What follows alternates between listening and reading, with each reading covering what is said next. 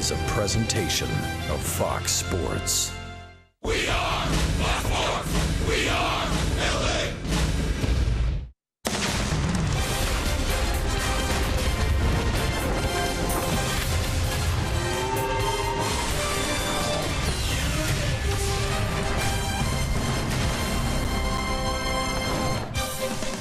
Saturday Night Spectacular. That's right, fireworks after the ball game tonight. Good crowd on hand. Tonight it is game number 2 against the visiting Baltimore Orioles as the Angels look to bounce back after dropping last night's opener of the series.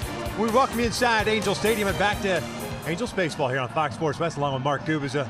I'm Victor Rojas, and obviously throughout the season we've talked quite a bit about Mike Trout and Albert Pujols, Cole Calhoun at times, but right now the focus is on Johnny Giovatella. He's been red hot with a 9-game hitting streak. It seems like it doesn't matter what the situation is, he's come up big. Yeah, Victor, a lot of energy for Johnny Giovatella, and Dave Hansen had said what he tried to do is work down on his swing. He was uppercutting a lot early on in the season, especially in the month of April, but in the month of May, he's absolutely crushed the baseball, getting the barrel of the bat there through the zone very quickly. He's using the middle of the field, going center field, right field. If there's a pitch on the inner half of the plate, he can hit that ball out on occasion, but that's not the type of swing you look for. 9-game hit streak, which ties a career high for Johnny Giovatella. I mentioned that batting average in the month of May, 345. But what he's doing as far as swinging the bat and the energy he brings, just jumping around there at first base, getting everybody involved in that dugout, it's a great thing to be able to have because you know the top of the order is going to swing it. Now Johnny Giovatella is doing his thing. I need the offense to kind of pick it up a little bit. They were stymied last night, and the Orioles offense certainly was not. They bum rushed Hector Santiago and the Angels pitching staff. 4 home runs and a total of 9 runs for the Orioles. Matt Shoemaker's on the mound for the Angels. We're just about ready for baseball here at the Big A. Sit back and relax. Going to bring you the lineups and the first pitch when we return.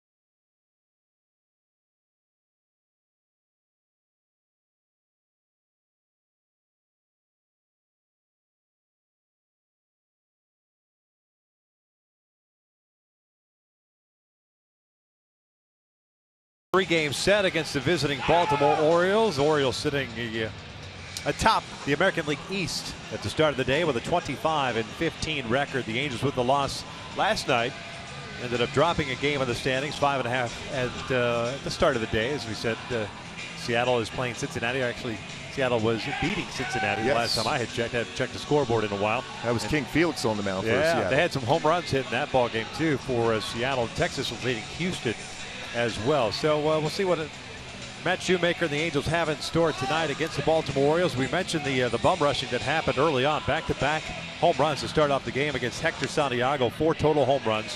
This is a team in the Orioles that loves to get into hitters' counts, and we saw it even in non-hitters' counts. They do not get cheated with every swing of it. And they like to get their arms extended. So what do you do as a pitcher? You have to establish fastballs in. Back it up with another fastball in. Don't allow them to get comfortable at the plate is the most important thing. When they start looking for that, then use that split if you're Shoemaker. Hopefully the off-speed stuff will keep these Orioles hitters off balance. They've swung the bats well all season long. We'll check out Buck Showalter's lineup. As we mentioned, Baltimore playing its 41st game of the season. Joey Rickard getting the start in left field. Manny Machado is the shortstop. Adam Jones at center. Chris Davis at first base. Mark Trumbo at right. Matt Wieters is behind the plate. Pedro Alvarez is the DH tonight. Jonathan Scope at second, and it's Ryan Flaherty, tonight getting the start over at third base. As they take on Matt Shoemaker, he's pitched in 7 games, 7 starts this year. 2-5, an 8.49 ERA. 1-1 in his career versus Baltimore with a solid 3.55 ERA for Shoe. But my go-tos for Shoemaker to be successful today: mistake-free zones. In other words, don't leave that fastball out over the plate in uncomfortable swings. Going back to fastballs in, a little further in, back it up with another fastball in, and then go to the outer part of the plate. Let's check out the defense for the Halos. Rafael Ortega is in left field. Mike Trout at center. Cole Calhoun in right. Yunel Escobar and Gregorio Petit on the left side of the infield. Johnny Giavitello and C.J. Cohen on the right. Jet Bandy making his first major league start behind the plate. Yeah, Jet, the pride of Thousand Oaks High School, threw out 48% of would-be base stealers in AAA. He's got a very good throwing arm, good target setter behind the plate, occasional power too at the bat, but very good defensively. Will do so here tonight. Shoemaker has thrown a total of 29 2/3 innings this year. 42 hits allowed, 22 strikeouts, and 13 walks. The loss that the Angels suffered last night, moving their home record now to 8-13. Looking to bounce back tonight, game 2, and then of course tomorrow afternoon, 12:35 start. Jared Weaver is on the mound for the Angels in the finale of this 3-game set. These two teams will meet once again right before the All-Star break, the weekend before the All-Star break. 6 games between these two ball clubs. Joey Rickard ready to lead things off. He was in right field last night. Gets a start tonight in left field. 25 years of age today. Today's his birthday, as it is for Matt Wieters as well. Wieters turns 30 today. Turned 30 today. First one tonight is in for a strike. Rickard homered last night, his 4th of the season. He ended up going 2 for 5 with a single as well. 268 average. There's 11 RBIs for the Rule 5 selection. 0-2 count. Dale Scott, the crew chief tonight, calling the balls and strikes. Bach and Bob Davidson at first. Lance Barrett at second. John Tumpain over at third. Down goes Rickard. 3 pitches, 1 out. That's a great sign. That's a pretty good split finger fastball there from Shoemaker. And my Hyundai key for this game, a little Justin Timberlake. Can't stop that feeling. And right there, the energy that Johnny Giavitello, we talked about him in the opening, the energy he brings this club. You're going to need that against this powerful lineup from Baltimore. Bring that energy in the field and certainly in that dugout and at the plate.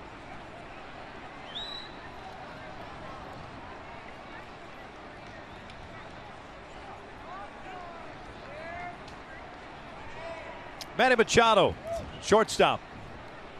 At least while J.J. Hardy's out on the disabled list. Fouls the first one off.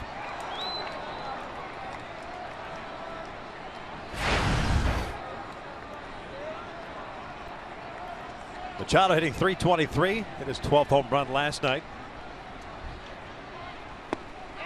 No balls, 2 strikes. He ended up scoring 3 times last night. A 2 for 4 game. He's got 28 extra base hits. He's got 16 doubles to go along with those 12 home runs. Cues it foul. 16 doubles. Two back of Jose Altuve in the American League.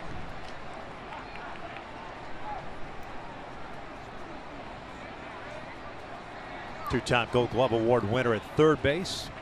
Originally shortstop when he got drafted. 1-2.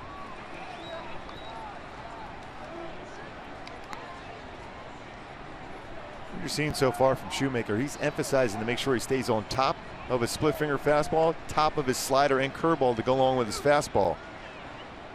7 pitches, 6 strikes so far. Down goes Machado, back-to-back strikeouts, 2 down. Well, there's no doubt you could certainly pick up a scouting report watching last night's game if you're Matt Shoemaker.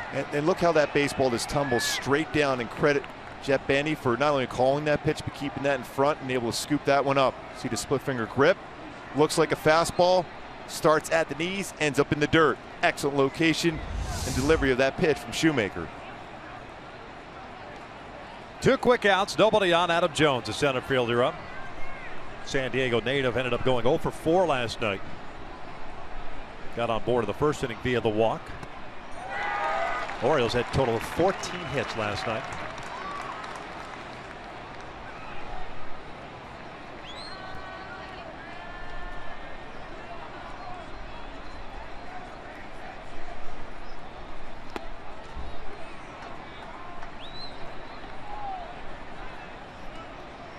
Jones hitting .237, 5 home runs, 19 runs batted in.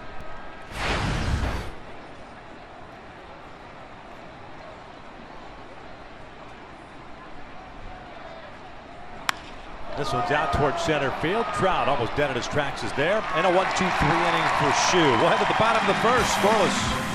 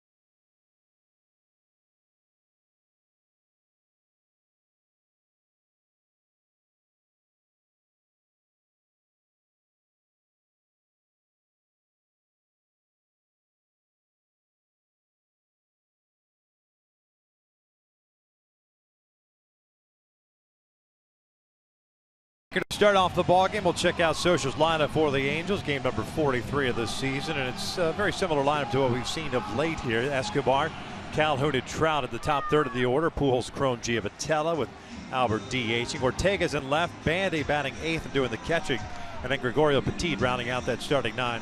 Of course, he is at shortstop as they take on the 25-year-old right-hander native of Centennial, Colorado. His name is Kevin Gausman. And Gausman's fastball, power fastball, 92 to 97 range, slider, changeup, and split finger fastball. My go-tos to be successful against him is barrel, not handle. He will run that fastball in at the handle of the bat. You got to try to get that barrel out in front and play small ball against him. He's a guy that doesn't give up a lot of home runs, so you got to try to bunch those hits together and try to steal some bases and take an extra base against him. Gausman making his 6th start of the season. Started the season on the disabled list with the right bicep tendonitis, right shoulder tendonitis, I should say. Limited last year to 25 games, 17 starts. He also spent some time last year on the DL because of that same issue. Got one heck of an arm on him. First one to Escobar is a fastball in tight. Udell hitting .303. 3 home runs, 10 runs batted in. Also has 10 doubles on the year. Hitless last night over 3, had a couple of walks. The interesting thing for Gausman is when you look at his splits, hitters are hitting .223 against him. Lefties 128, right-handers .292. That's stunning with his fastball. 2 balls and a strike. That tells you he's not been able to command his slider. Because if he's able to run that fastball with that movement he has inside, that should open up at the outer part of the plate for a slider, but he hasn't been able to throw it for a strike. 3-1.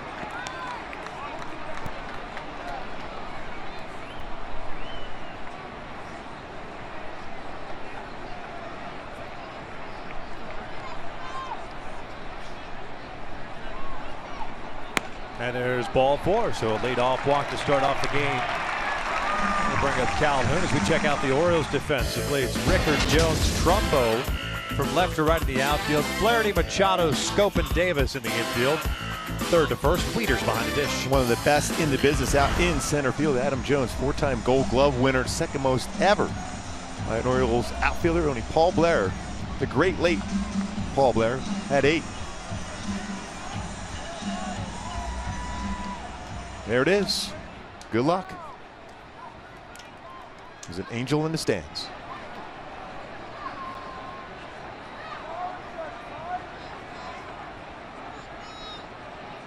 First one to Cole, down low.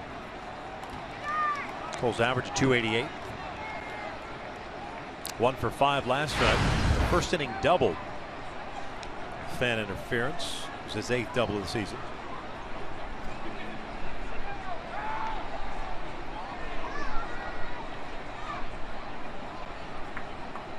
Escobar with the leadoff walk over at first.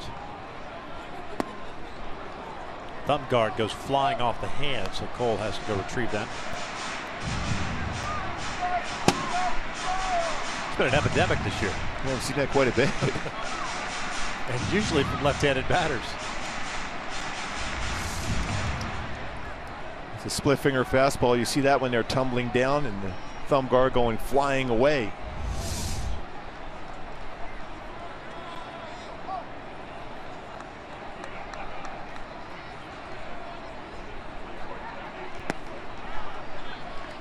Two balls and a strike.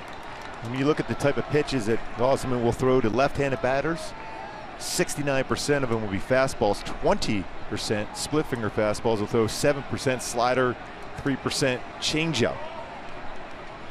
First round pick, 4th overall selection by the Orioles in 2012 out of LSU.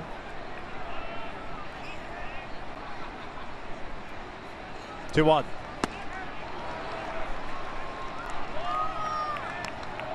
Two balls and 2 strikes. Now, we've seen a lot of teams with the shift on Cole, but a lot of teams have pitched him up and away a considerable amount this year. And even above the strike zone.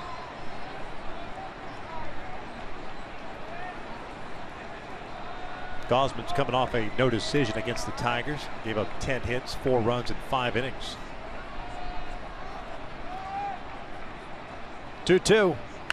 Lifted foul. Still going back to you talked earlier, Victor, about the splits, lefties, righties versus Gausman. It's amazing. 128 left-handed batters. And you would think the way he throws his fastball, he's going to live in the lower part of the strike zone for the most part. Yeah. And left-handed batters like fastballs downstairs, but his split finger fastball has been very effective against lefties. And then that running tailing action away from the swing of a left-handed batter. You got to think in terms of the other way against him.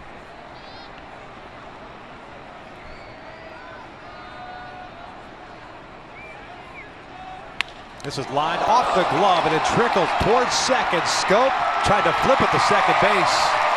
Escobar is safe, and that'll go as an infield base hit for Cole.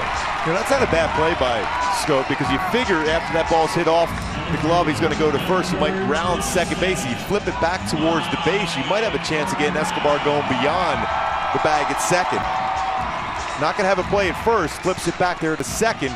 Fortunate enough, Escobar stays right on the base. You see that slide, that pop-up type slide, and it'd be off the base. You see him looking towards first base. Fortunate enough, he stayed connected to the base with his foot. Smart move, too, to look for the baseball before committing to doing anything else.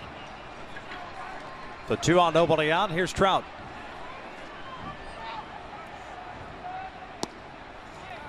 Trout hitting .323. Had 1 hit last night, going 1 for 5, a single. And a run scored in the 6th inning. Halos last night 3 for 10 with men in scoring position. On the homestand, 11 for 32. That's .344 average. They got the Trout net ready to go. 2 balls, no strikes. Mike with 10 home runs. He's driven in 31. And you would think this would be a good matchup, especially for a low fastball, and Trout very good throughout his career on the low pitch. Jones plays a shallow center field as he always does. Rickard straight up and left. Trumbo a little bit deeper and right. 2-0 on the corner. 2-1. Pitch spin had been off the plate, but Dale Scott rings it up.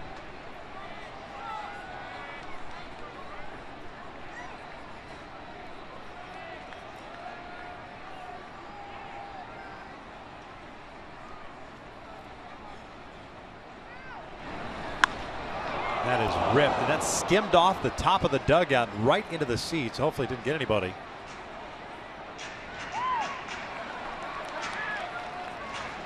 Pretty good indication how fast that pitch was coming in at 97 miles an hour. A hitter's count, and Trout late.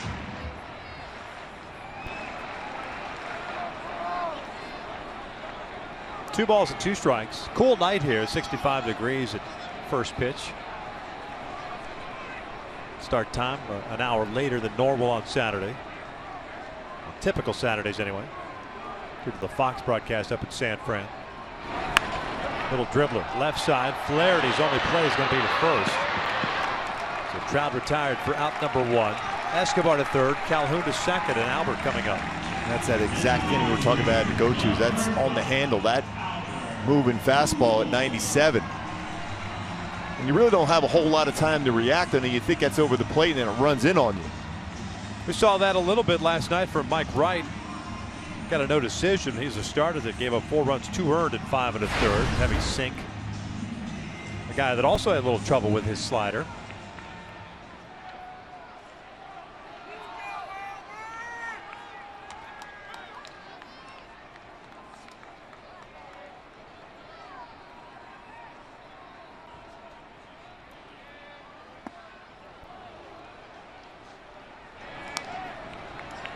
Number 4 for his last 8 with runners in scoring position.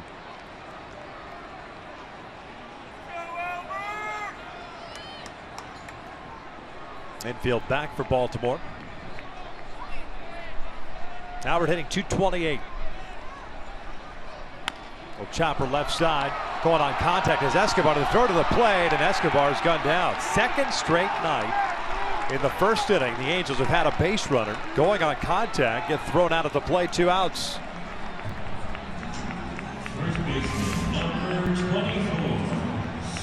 Flaherty played this one well. That throw, perfect throw into Wieters, who was able to apply a tag. Plenty of time to get the out. It's a middle infielder playing that third base position. You can tell by that throw, because you can go away from the body as far as your arm angle and still have a good throw to the plate, and that's exactly what Flaherty did. A lot of times the third baseman will go right over the top, a more difficult throw. Still scoreless, now 2 outs. Crone takes low. First baseman hitting .250, 3 home runs, 17 runs batted in. He did last night, 0 for 4.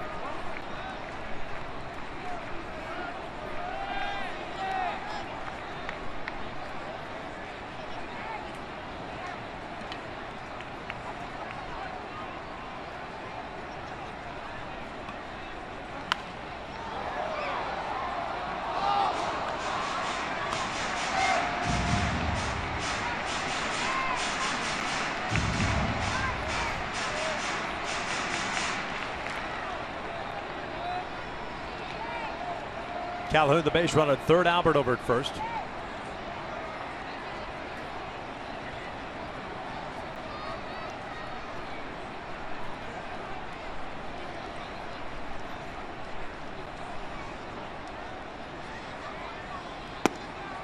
Two balls, one strike. It's the third start that Gausman has had in his career against the Angels. 1-1. 6.39 ERA. Second big league start for him in this ballpark against the Angels.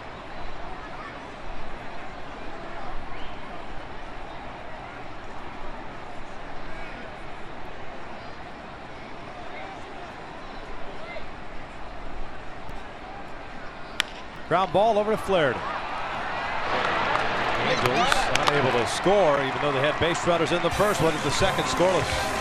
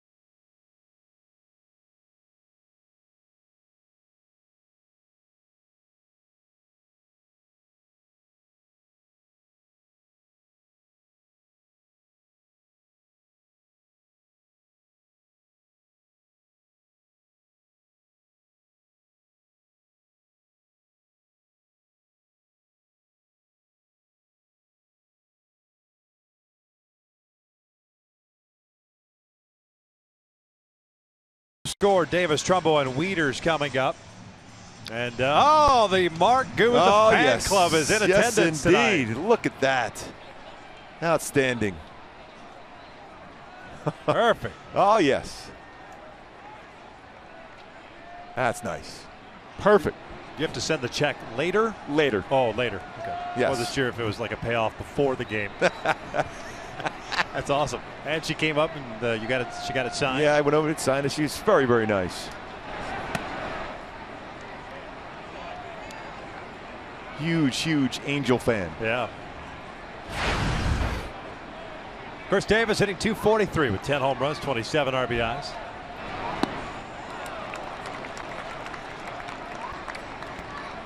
Like the pace I'm seeing from Shoemaker. I'm liking the off-speed pitches he's thrown so far.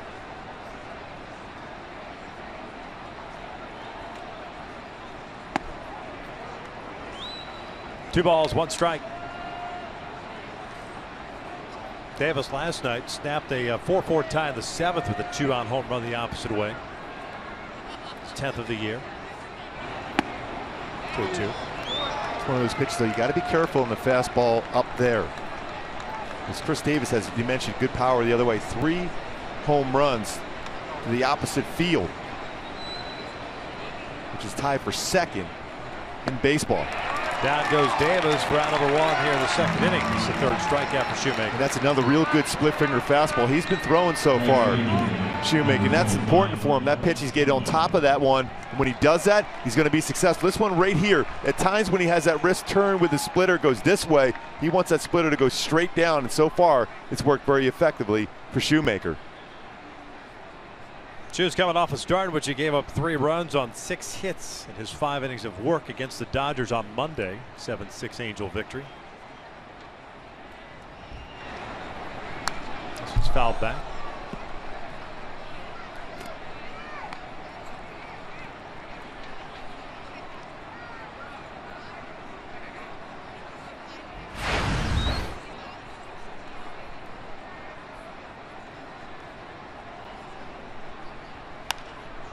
No balls, 2 strikes.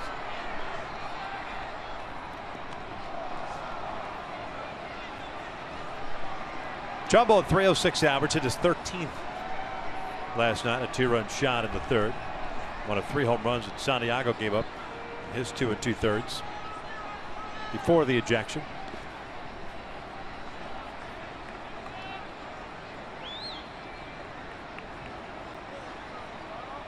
That's nice. Grew up just a few miles away from this ballpark. Put up some big numbers wearing that Angel uniform.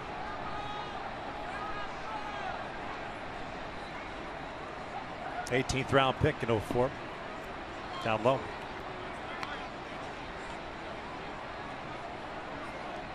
Mark now 30 years of age. Picked up in an offseason deal with Seattle. 2-2 now. Reaching for this one. It's Escobar, third baseman, that has it. 2 down. Every moment matters during Patriotic Weekend presented by State Farm as the Angels take on the Astros Friday, May 27th at 7:05. Fans in attendance will receive a red, white, and blue barbecue apron courtesy of the Coffee Bean and Tea Leaf while supplies last. Visit angels.com/promotions. So 5 up, 5 down for Matt Shoemaker to start the game. There's Matt Wieters. Happy 30th birthday to the Orioles catcher. Yeah, 3 birthdays today.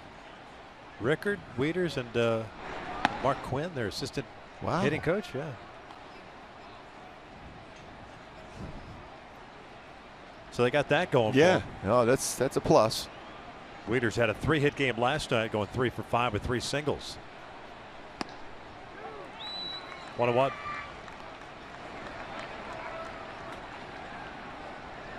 With the short outing by Hector last night, bullpen used quite a bit, so need a deep start tonight for Shoemaker. The Angels sent out A.J. Ochter, by the way, after the game last night. Deolis Guerra called up and added to the 40-man roster. He is a big fella. Good stuff. Good downward action. Straight over the top. Delivery. In order to make room for that 40-man spot, Al Albuquerque designated for assignment from AAA.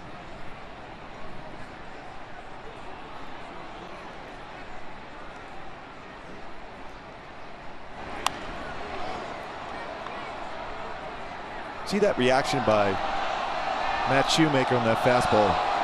You know, you're going to see 93 miles an hour. You're going to see that's good velocity for him, but his location, he knew he missed location on that pitch because he dropped his elbow and elevated his fastball. You want to do that up and in, but not out over the plate.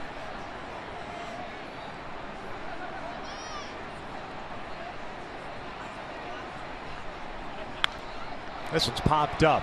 Might be playable for Escobar. And it is. Wow, good play. Nonchalant manner. Yes. Got over there and put it away for the 3rd out. You got to check that pulse. Perfect. Cruises over to that right by the railing. Makes an outstanding play.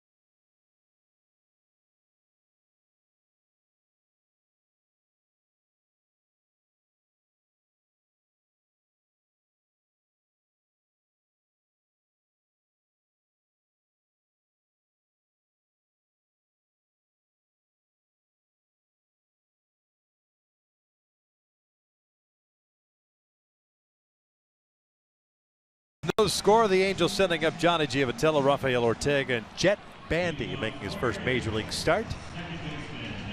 Matt Shoemaker 6 up and 6 down. 3 strikeouts. See what the Angels could do. They had base runners against Gausman in the first inning, but could not cash them in. Johnny in the midst of a 9-game hitting streak.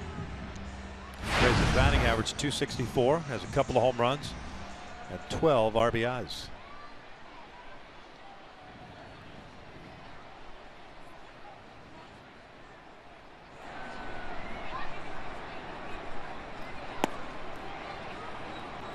When you look at this defense set up right here for Baltimore against Giavatello, it's about as normal and straight up as a defense as you're going to see in baseball right now. They're normal positions, even in the outfield. Same thing. Bouncer over to third. Flaherty's been busy.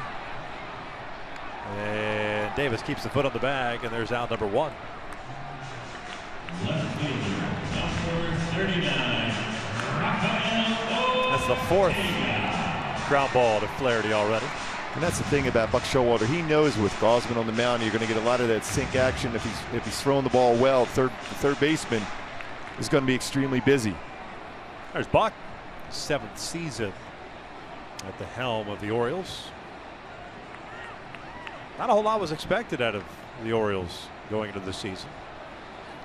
Had to retool their offense just a little bit. Bullpen's been solid. Their starters is the one question mark. They weren't sure what they were going to get out of it. It was very respectable. They've got a lot of great arms.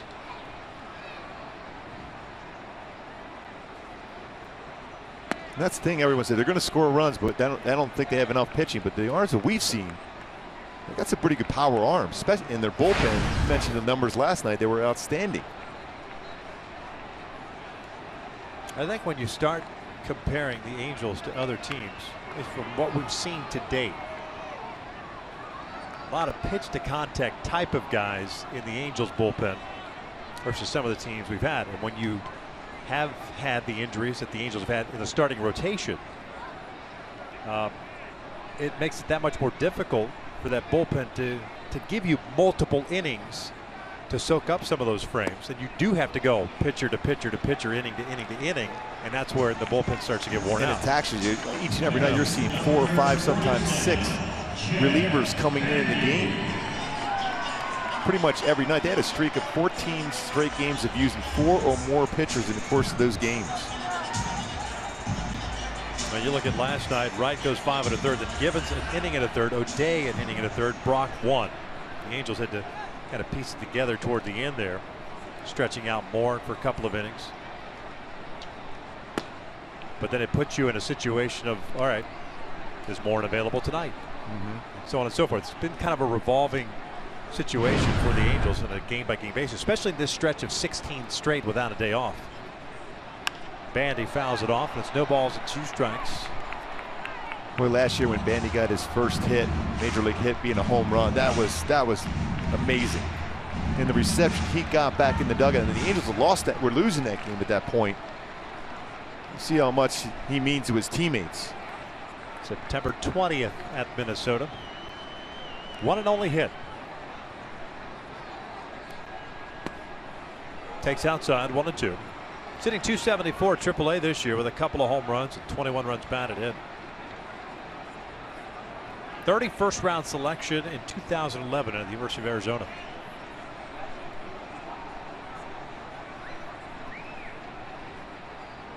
That is the Harvard of the West, right? We hear.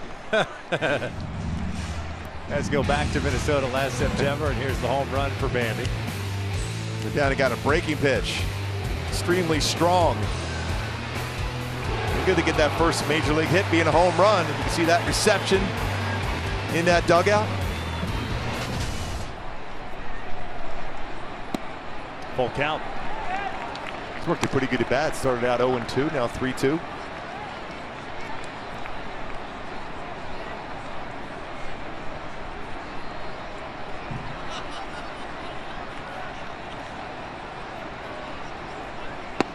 He goes down swinging. A 1-2-3 inning for Gausman. We'll head to the third with no score.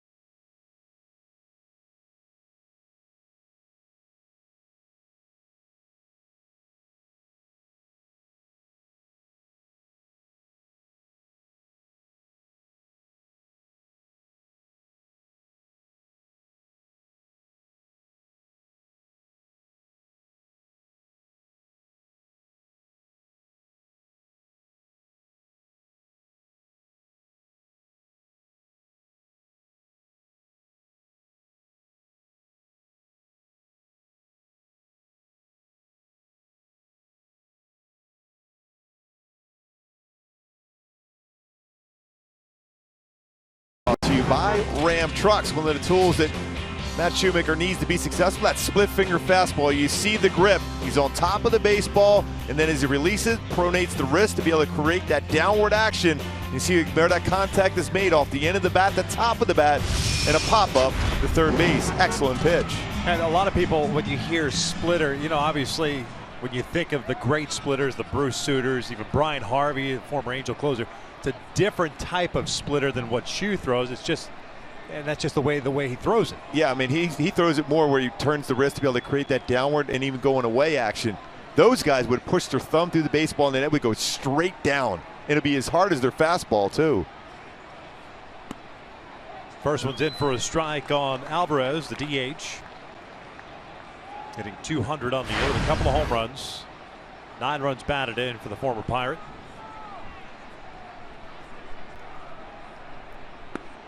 No balls, 2 strikes.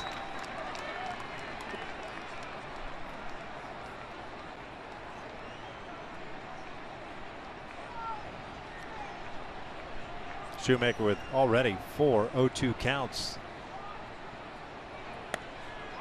Changing the eye level. Just slightly. Alvarez now 29 years of age, former first-round pick by the Pirates back in 08 out of Vanderbilt. 2 balls, 2 strikes. See, that split finger fastball overthrew that a little bit. His body was moving towards first base. A couple of rally cats. Been very good. Look what we started. Yes, the rally cat is big here at the Big A. Love it. Getting a lot of pictures too on Twitter. We're getting tons of them. Oh yeah. Swing and a miss. Down goes Alvarez. 4th strikeout for Shoemaker. 1 out here in the 3rd. Can go right back to that split finger fastball. Downward action. Another swing and miss.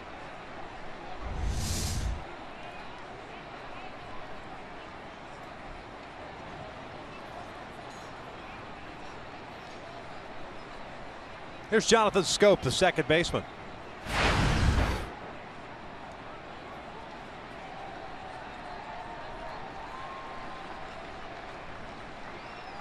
He skies one out the left. Towering shot that'll stay in the ballpark.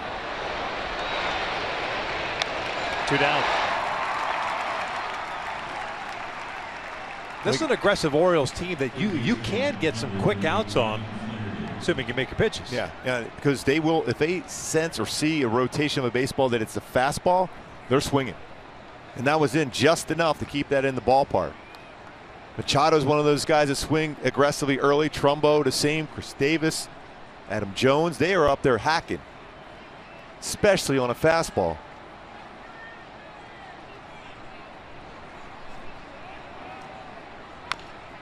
Flaherty chops it foul. Victor, back in the day when I faced a team like Milwaukee or Minnesota, they were extremely aggressive on fastballs. If you showed early enough that you could throw a fastball for a strike, then you start exploiting the strike zone, going off the plate, and you get a lot of quick outs, early outs on fastballs. And that's what you want for the most part. You save that off-speed stuff for later, off the end of the bat with those fastballs. Kicked back toward Bandy. The throw to first, and he got him. How about that? That is a kick save and a beauty. That's a 1, 2, 3, folks. Mark it down, 9 up and 9 down. That goes to the 1, 2, 3. You're right. That's unbelievable. Kick save. What a beauty by Shoemaker.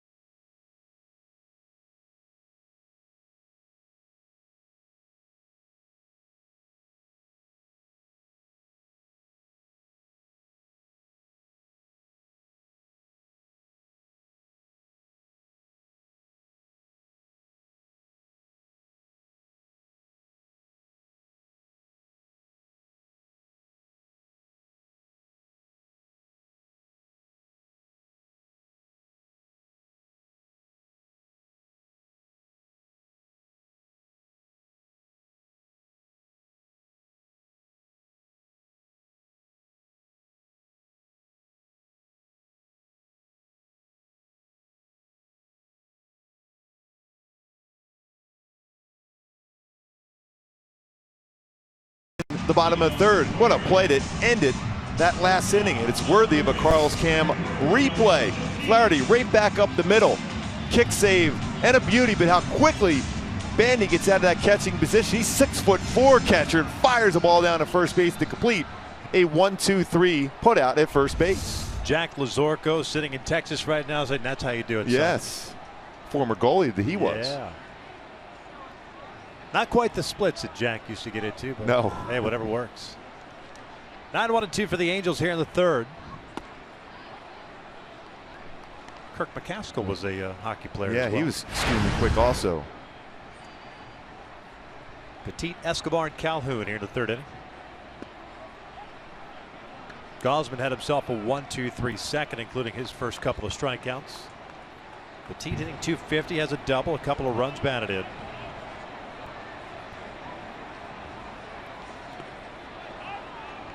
Gregorio 6 for 24 so far with the Angels. Made a couple of nice plays himself defensively at shortstop.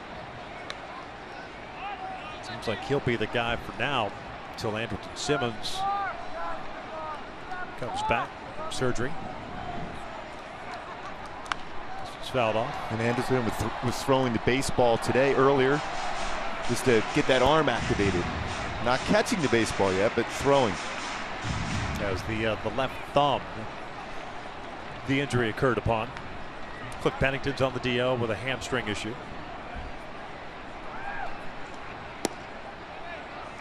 It's amazing now that when we get the email, the phone pings you, and all of a sudden you open it up and it says Angels transactions.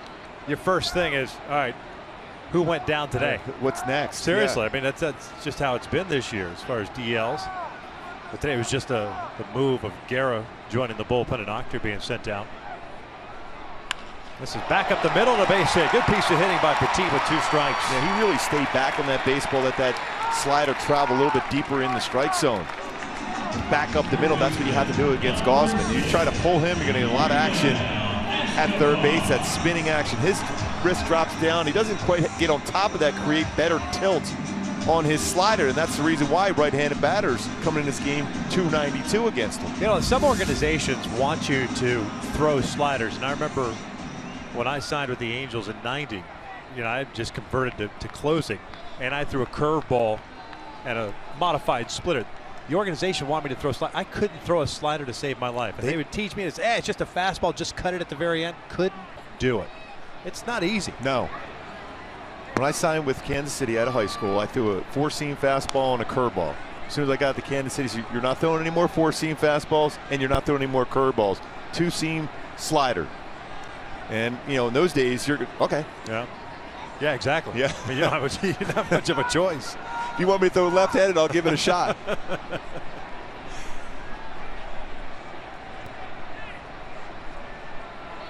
That's a pretty good sized lead. I think against Gausman, because he throws a lot of pitches down in the strike zone, Mike Scioscia's more apt to put hit and runs on.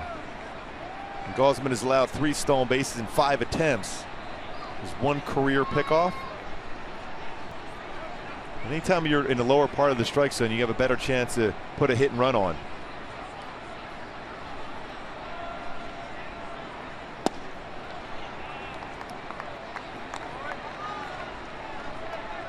What do you think is easier to develop, a slider or the curveball? I think a slider is a better feel, and you can learn how to change speeds with the slider more so. Curveball, although I still think a curveball is more effective over the long haul. But a slider more just because it's more of a fastball. Yeah, it's a type fastball. Of Then it's almost like you create throwing a football from the fastball.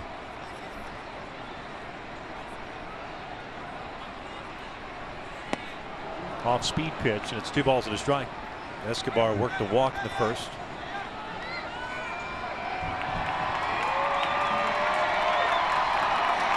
Unless, of course, you had like a old closer for the Baltimore Orioles, not old in age, but past tense, Greg Olson, who had a big 12-6 curveball. By the way, he's here today. Is he? I saw him coming into the stadium. Yes.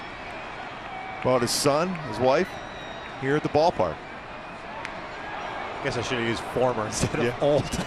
That's all right. I think I'm older than him. You can get them anyhow.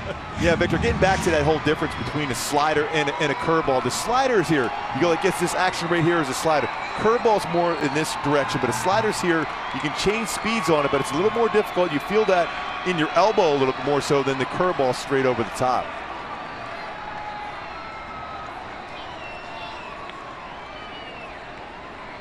Petit pointing out his helmet after diving in head first.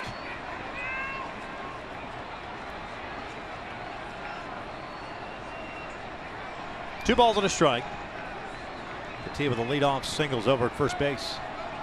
Certainly a good hit and run count here. Time called by Dale Scott. A beach ball out in right center field. Is that the first time it's ever found the field here, a beach ball? Yeah. Adam Jones looked really thrilled having to run out there and pick it up. Oh, a little finger roll. Oh, yes, he did. Little teardrop, little Steph Curry teardrop. He plays such a shallow center field. It is somewhat of a pain to go all the way to the warning track to pick up that beach ball.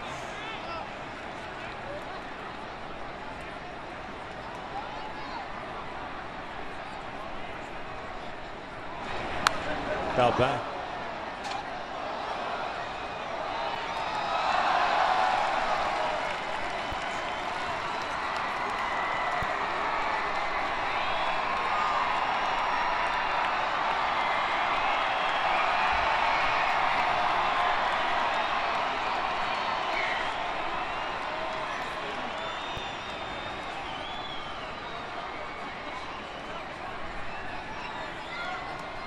Good lead for Petit at first. 2-2. Called strike three. Escobar doesn't like it, but it looked like it caught the outside corner, one down. Yeah, he painted that outside corner at 97. One of those, we talked about it often, a pitcher's pitch. You're at the mercy of the home plate umpire. Hitting the spot, framed well, kept it there, Wieters did. Dale Scott with the ring up.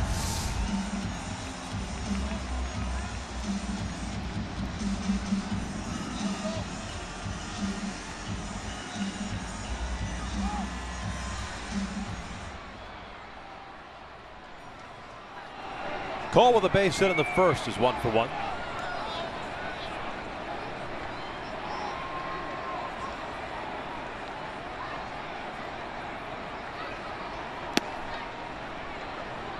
Well, we talked about times at the plate last night for Wright. He was like 115 to 125.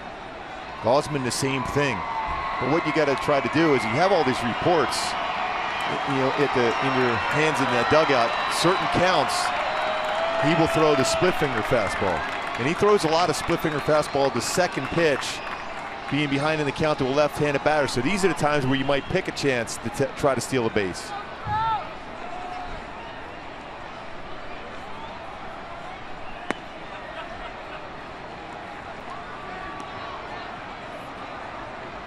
One ball, one strike.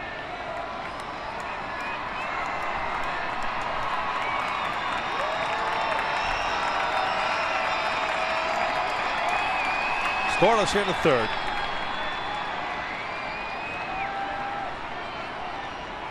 Gausman with 3 strikeouts, 1 walk, 2 hits allowed. The 1-1. Fouled, and there goes Cole's thumb guard again. This time he saved the batter's box.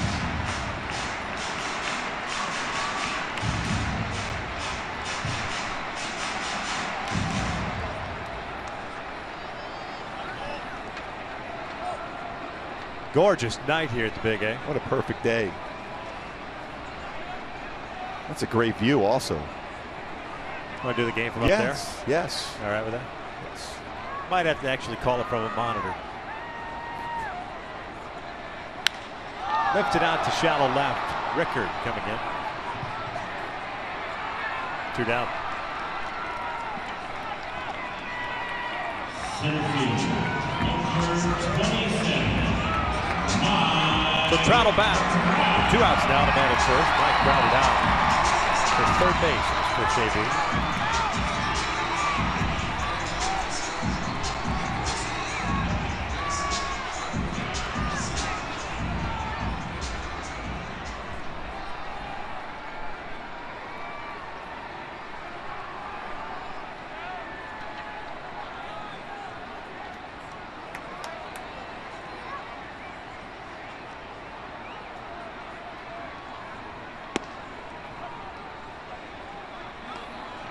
That was a pretty nasty split finger fastball there.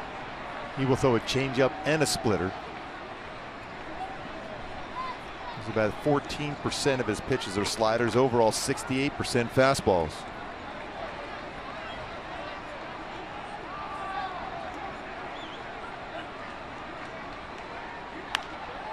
Jammed him. 0-2. And now it's time for the driver's seat, brought to you by Kia. Trout at the plate here. Back on this date, 2013, Mike Trout became the youngest AL player ever to hit for the cycle against Seattle. Needing the home run in his last at bat. Going out to right center field. 5 others in Angel history hit for the cycle. Jim Fregosi did it twice. Dan Ford, Dave Winfield, Jeff Devannon, and Sean Figgins. Fregosi did it twice, the late great.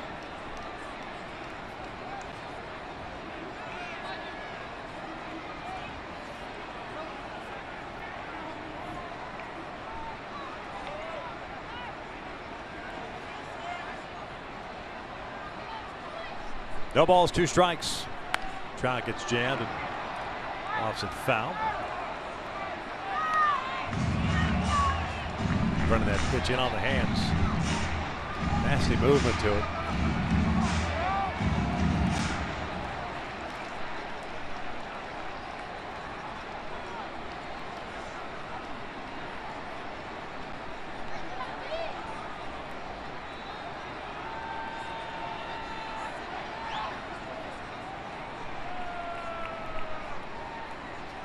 Down to the white. Well, not too often you can see a guy that throws a 98-mile-an-hour fastball at the knees or below. Usually you see that upstairs in the strike zone. It's not an easy thing to do. With a glove side 98-mile-an-hour fastball.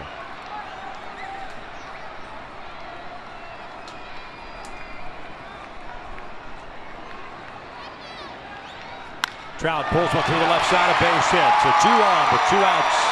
Petit will stop at second. He was ready for that pitch up and in this time.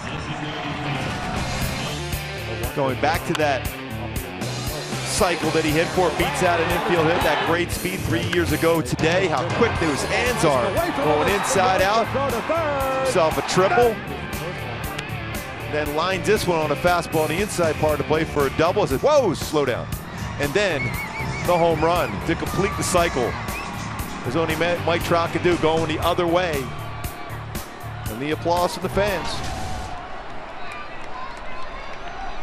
Lefty on the mound for Seattle, right? Yeah, I'm trying to remember who that was. Wasn't Furbush, was it?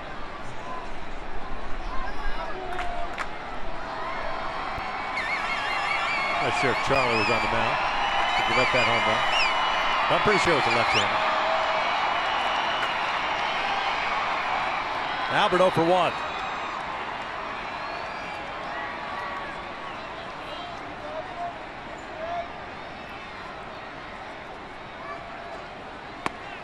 Touch a strike. And the amazing thing about Trout so far this year, you think about what he has done and what he's accomplished as usual. .338 batting average when he's been behind in the count.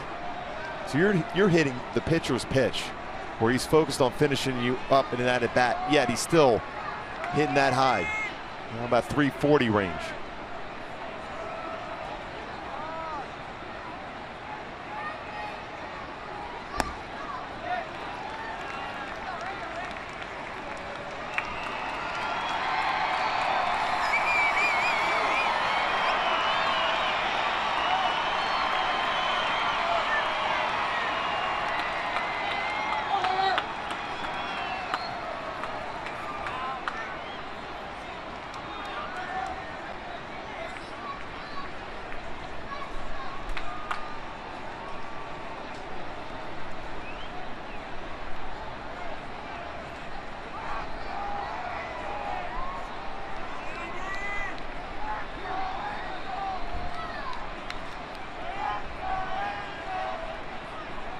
Two 1 pitch.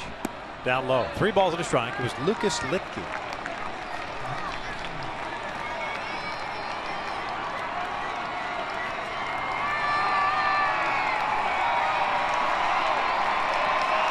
Litkey's the one that gave up the home run to Trout. Lucas pitching at AAA Salt Lake for the Angels now. 3 balls, 1 strike, 2 out, 2 on. Scoreless here in the third. Making Gausman throw a lot of pitches. He's at 58 now. And his pace has slowed down quite a bit now. Albert called time on that one.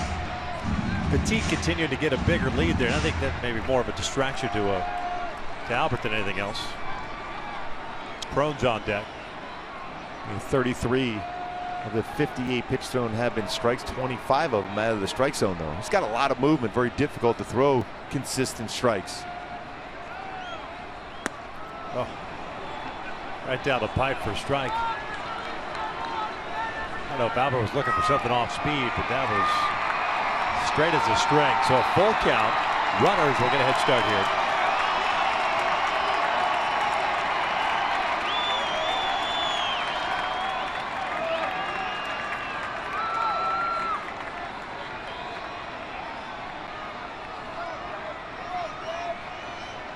Here's the payoff.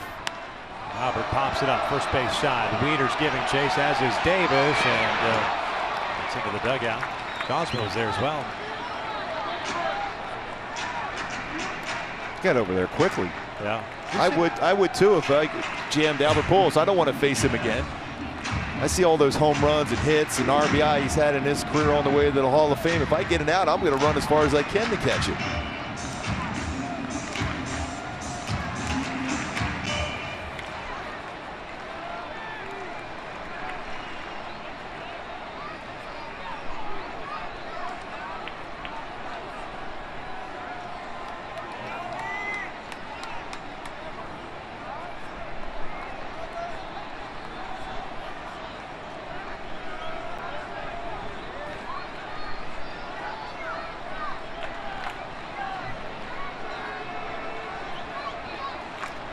Petit at second, Trout at first. They'll take off once again on the next pitch. Long third inning. Bottom of the third, I should say. If the Angels can pay it off. 3-2. That's out toward right center field. Jammed it just enough. Jones will put it away for the third out. So the Angels leave a couple of men on. 3 complete. Still scoreless.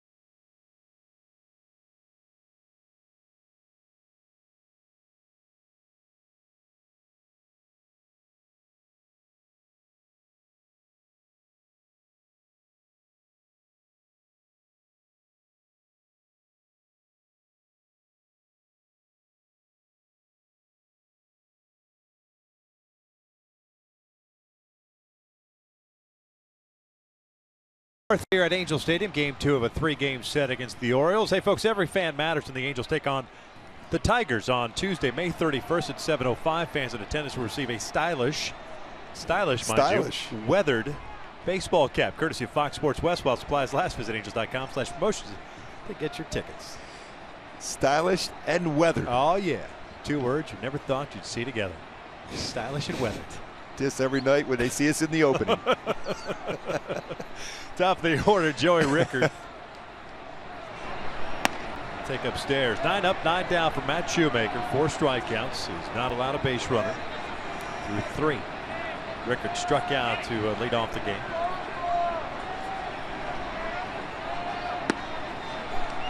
One ball, one strike. Shoe had to sit for a while though, because that unusually, bottom of the third did take a while. A lot of pickoff throws, a lot of extra pitches, foul balls.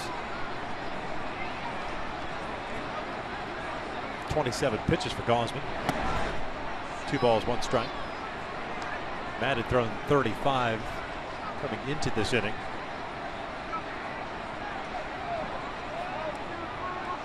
.25 for strikes. 2-1. That's out toward right. Called back a couple of steps. 1 away. That youngster's impressive with his power. Home run to left. That went to the warning track. Speaking of impressive, that view.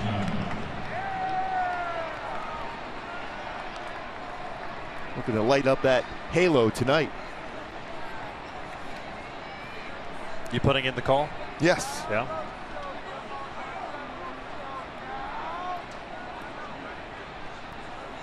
There's Machado. 1 out, nobody on. Struck out in the first himself. He is 0 for 1.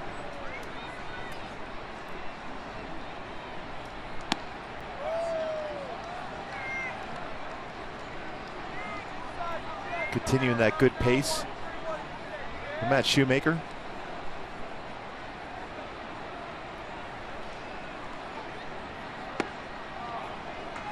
Oh, 2 count. He had him looking off speed there. Back-to-back fastballs.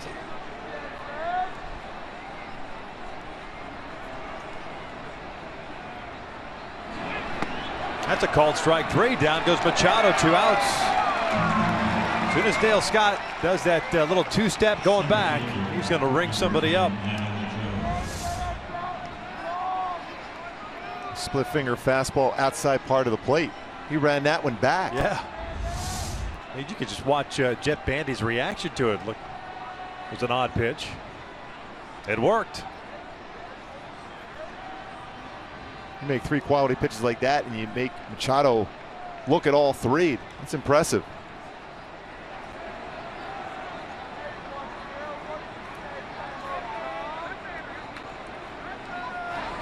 Jones swinging first pitch. Skies went out to center. That's a quick and economical 1, 2, 3, 4. Matt Shoemaker's yet to allow a base runner through 4. Still scoreless as we hit at the bottom of the inning.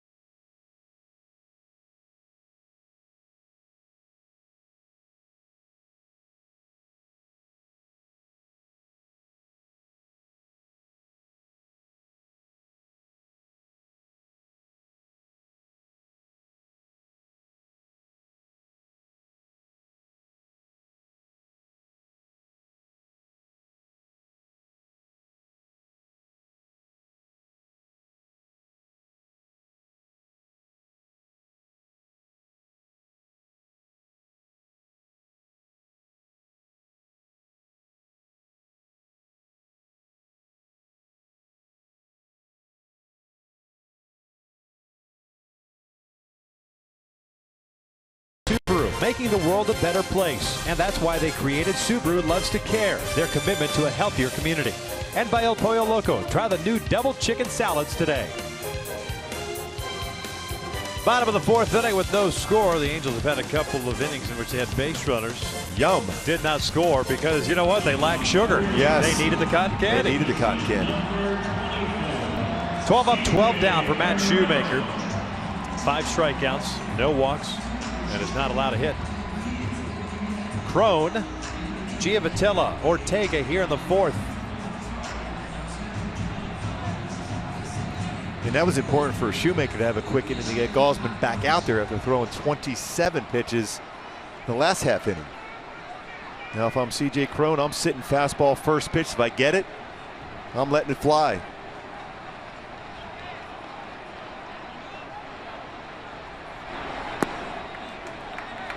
Crone grounded out of the first.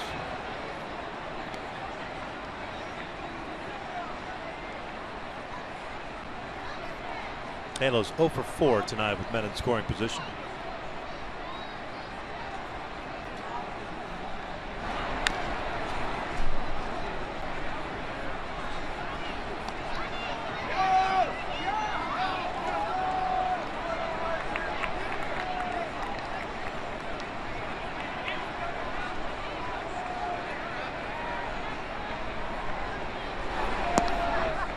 Gausman made a start here against the Angels last August. Ended up taking the loss. 5 2/3, allowed 9 hits, 6 earned runs, 2 walks, 4 strikeouts.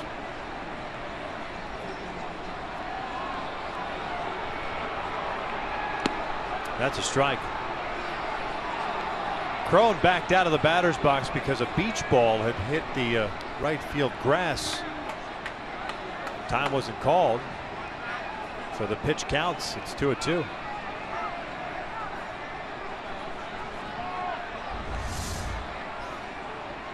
And Crone right here thinking his timeout out because of that beach ball on the field, and Gausman delivers the pitch. Again, you have to wait for the umpire to call a timeout. Yeah. Can't assume that it's going to be granted. I mean, the umpires didn't see the beach ball. Full count. And that's that 98-mile-an-hour fastball just below the knees.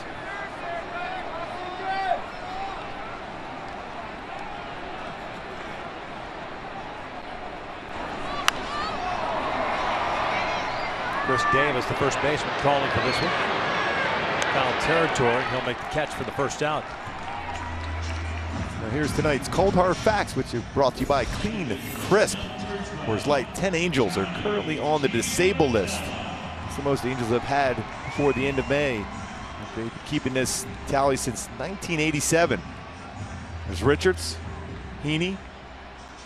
C.J. Wilson is going to go on assignment on Wednesday in A-ball to get ready, and talked for quite a while with Garrett Richards today. He's doing really good. He's feeling optimistic about coming back at some point this season.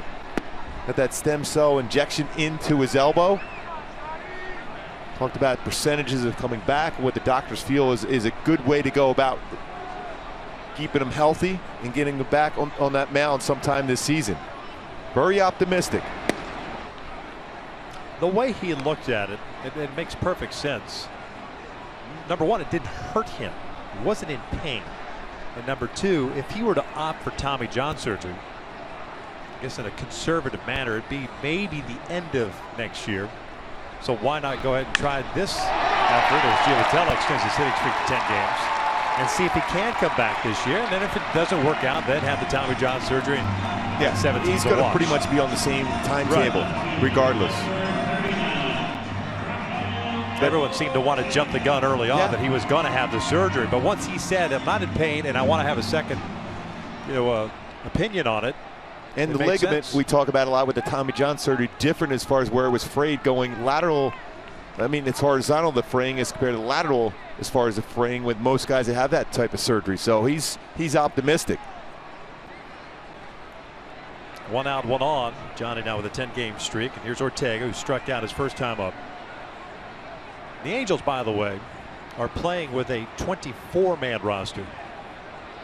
Did so last night, do so tonight. And it's a procedural issue after the signing of Tim Lincecum. He's got to go through what they call option waivers because he agreed to a minor league assignment. And because of that, the Angels had to take Jeffrey Marte off the disabled list. It's one of those things that seldom happens, but that's just the way this deal was structured. So they're short on the bench anyway. Should be back to a 25-man roster tomorrow.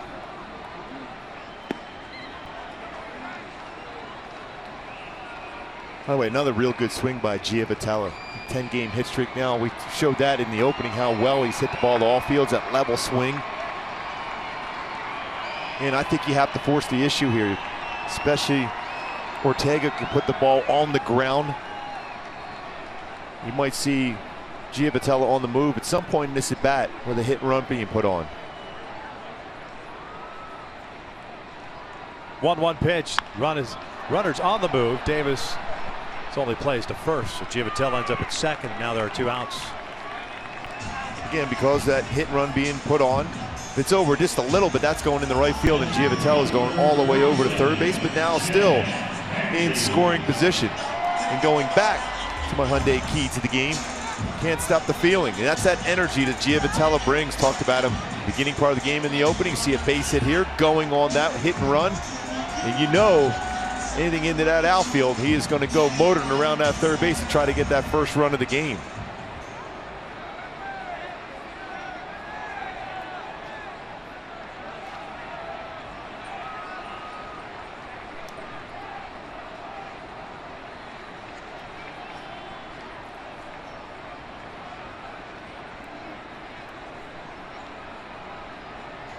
Jet Bandy struck out in the second.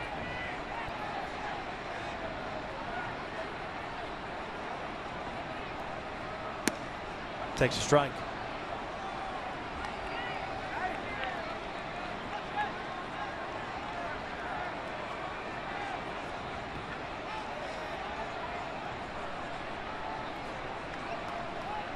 .74 pitches for the Orioles right-hander.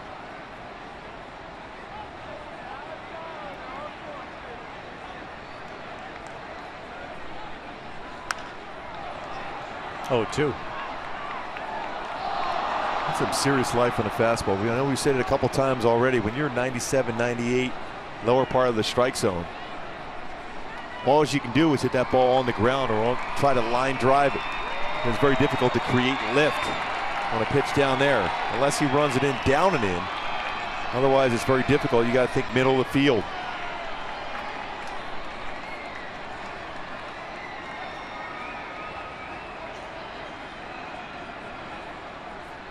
Giavotella with a huge lead at second.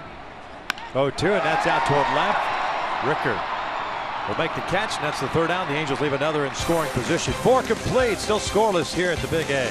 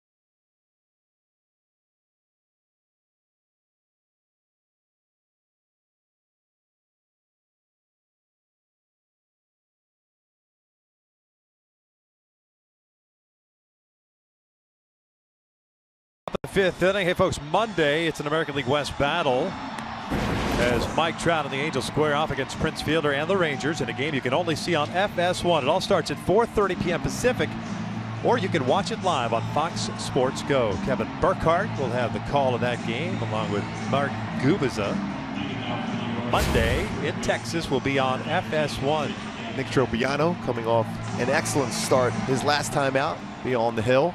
It looks like it's scheduled with Derek Holland. Yeah, they showed you on the big screen, I guess, because they had the sign. Ah, didn't even notice it.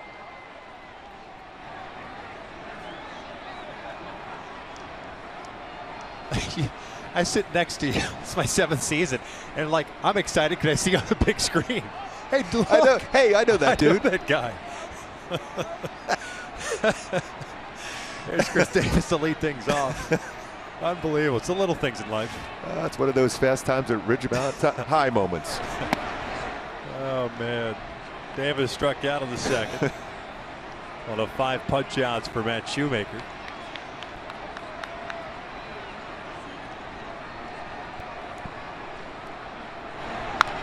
Rolled foul. That was 1 ball and 1 strike. And Shoe's done a nice job as far as keeping the Orioles hitters off balance. His fastball's been good. Split's been great. Occasional changeup and slider's been solid. And quick outs too. 11 pitches in the first, 16 in the second, and then 8 pitches each in the third and fourth.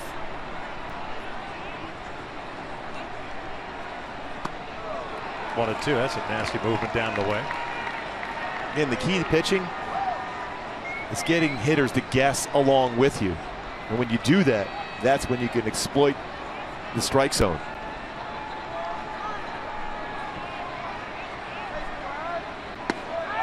Called strike 3. Dale Scott rings him up. 1 down. That was a little Three Stooges moment. Mo, Larry, the cheese right here on the outside corner at 93.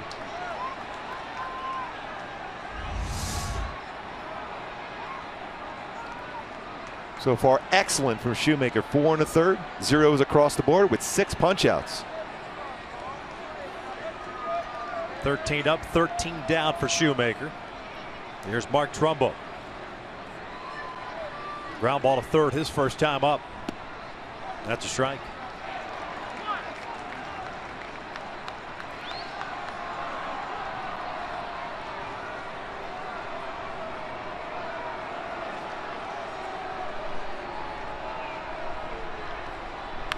Cued foul.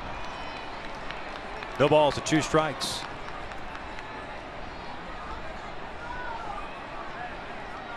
Sixth time tonight.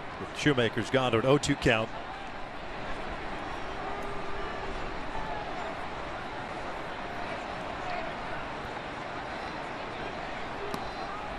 One and 2.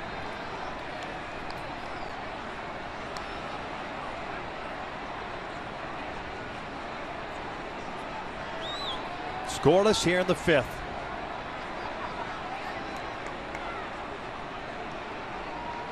Six strikeouts for Shoemaker, a season high for him.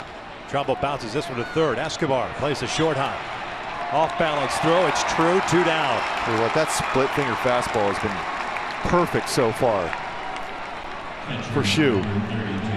That runs down and in and gets a ground ball against Trumbo. Tough in between hop too for Escobar to make the play on that one. See that split once again, and then he turns over the wrist. Not a lot of movement in the seams of the baseball, and then down and in, and then off the bottom part of the bat.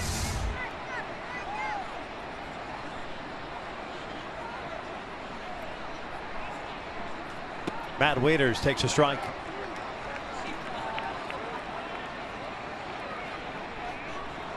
Shoemaker 11 for 15 as far as first pitch strikes tonight.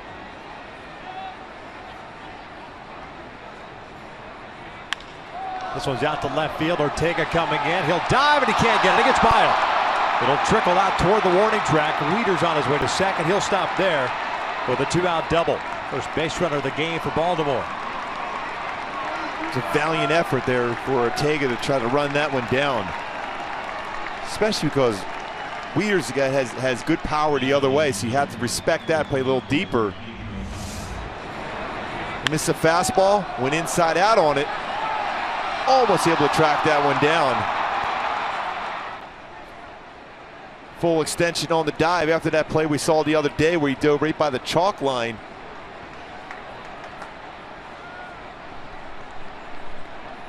And Shoemaker appreciate that effort that Ortega made to try to preserve and keep that no-no going. Here's Pedro Alvarez. Struck out to lead off the third inning. Now right now, first pitch important for Shoemaker. First time to pitch out of that stretch position.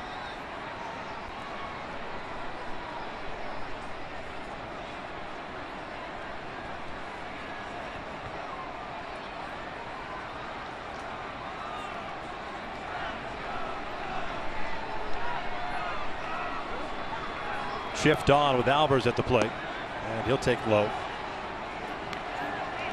Johnny's out in shallow right field. See where Petit is playing, almost up the middle.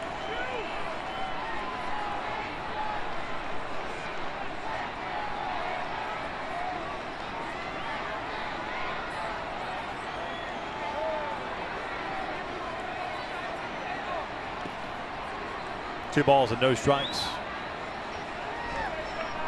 16 batters into the game, and all of a sudden you find yourself in the stretch position for the first time. A little different feel, different release point, at least initially.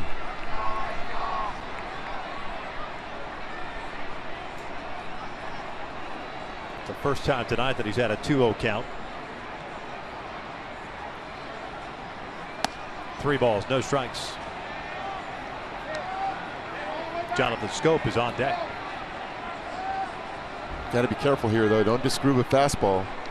Alvarez with good power will get the green light. Right-handed batter, Scope on deck.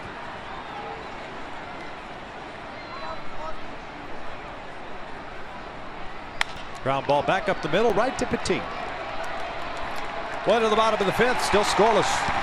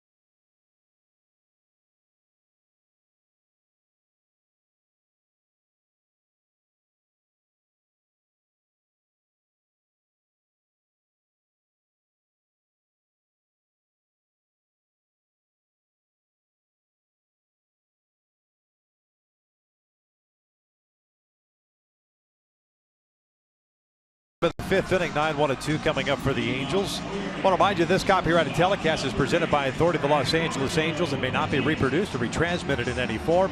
And the accounts and descriptions of this game may not be disseminated without the express written consent of Angels Baseball LP. Gregorio Petit to lead things off. He's 1 for 1, had a leadoff single to start the 3rd inning, but eventually stranded at second base. He did a real nice job of staying back on the slider, went right back up the middle. Head down, looking to drive the ball back through the middle.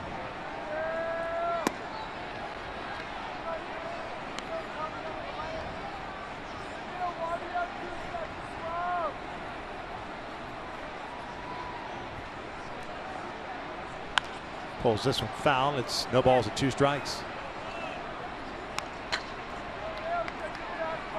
Petit's done a really nice job. He's being called up.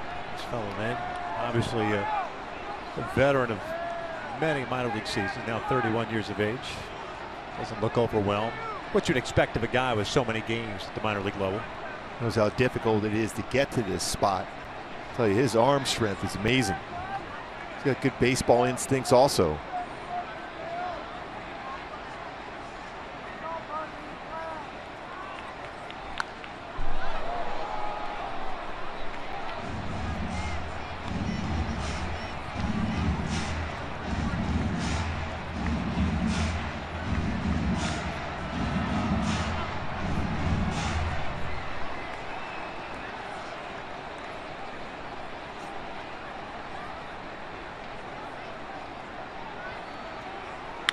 Line back up the middle. 97-mile-per-hour heater. And Petit is 2 for 2. Exactly what he was trying to do. He's just trying to make contact. He knows he's going to have to fight off a pretty tough pitch, especially being behind in the count. Goes right back up the middle. Rotation of a 97-mile-an-hour fastball. Didn't try to pull it. Stays back on it well. Good leverage, lower part of his body. The eyes right on that baseball and got the barrel of the bat up the middle. Second time he's got a hit up the middle.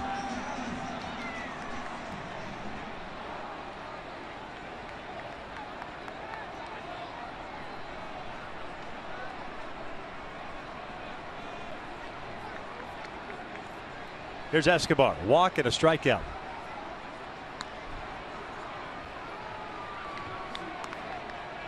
Saw this last time Petit had the base hit lead off third. Yeah, I think this sign's coming in from the dugout. Buck Showalter's thinking in terms of, he's seen Mike Scioscia play a number of different times. These are the type of plays where you might see a hit and run put on. So he's trying to shorten up his lead.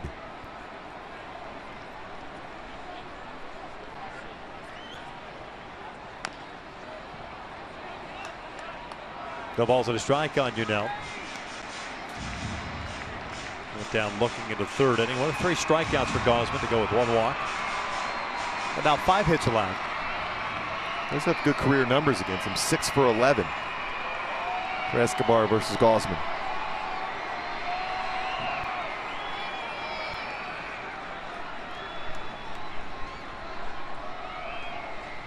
Pretty good sized lead.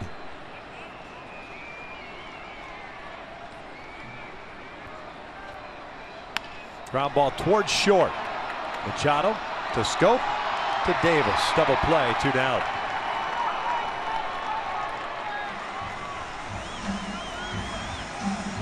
Right fielder, number 56, Calhoun. The 2 outs, base is clear for Calhoun.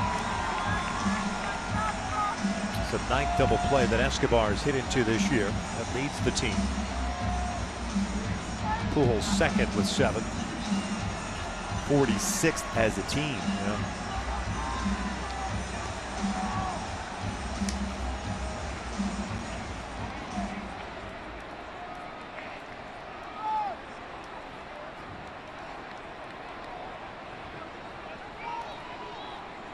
Cole tonight 1 for 2.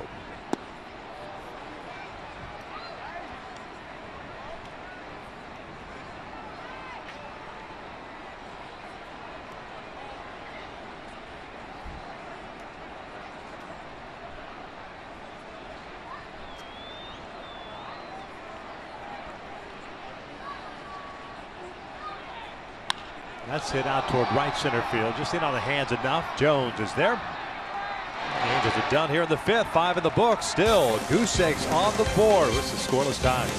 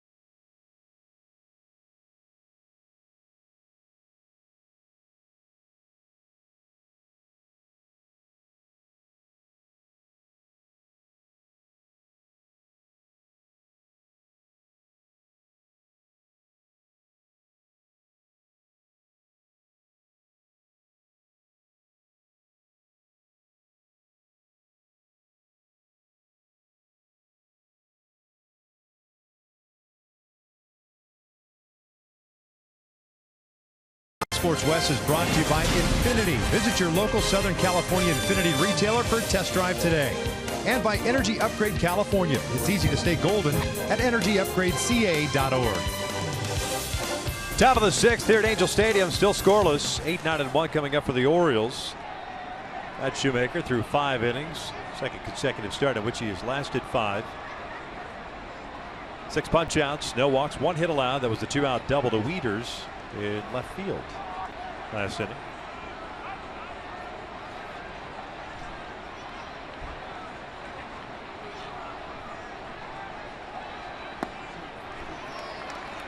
He's thrown a lot of first pitch strikes, but he's mixed up that first pitch also. It's not just been fastballs. Sliders, split finger fastballs.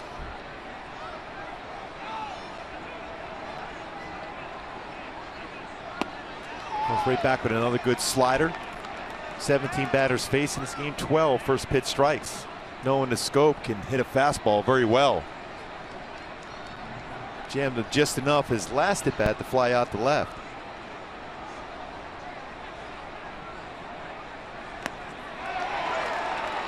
One down, 7th strikeout for Shoemaker. Shoe with 7-0-2 counts. He's been aggressive too when he's gotten ahead of the count. That's a slider that stayed upstairs. Again, it was off the outside part of the plate to get a swing and miss. But it's 7-0-2 counts, Scooby, and then finishing the hitter. Not all of a sudden nibbling and it's 1-2, 2-2, 3-2, just finishing guys off. And that's why you see 60 pitches thrown so far in this game. You're 1 out into the 6th inning. That's excellent.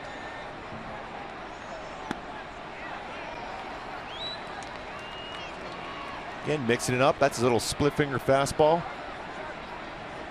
He's mixing his changeup first pitch to go along with his slider and his fastball. Flaherty grounded out his first time up. That was that ball that Shoemaker kicked back towards Jet Bandy. A 1-2-3 put out for the out at first base. I've never seen that for a 1-out play. I've seen it on a double play. The pitcher comes home, but not just for 1 out.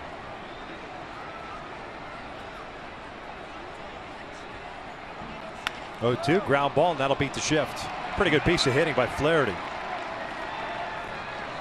A little inside out approach. He's got a little speed to him. And 1 stolen base, one thing that Baltimore doesn't do a whole lot of, but that's run and steal. It's a fastball that didn't quite get exactly where he wanted to go. He wanted to go inside with the fastball, and it drifted out enough where it just makes contact, Flaherty, and finds that vacated shortstop position.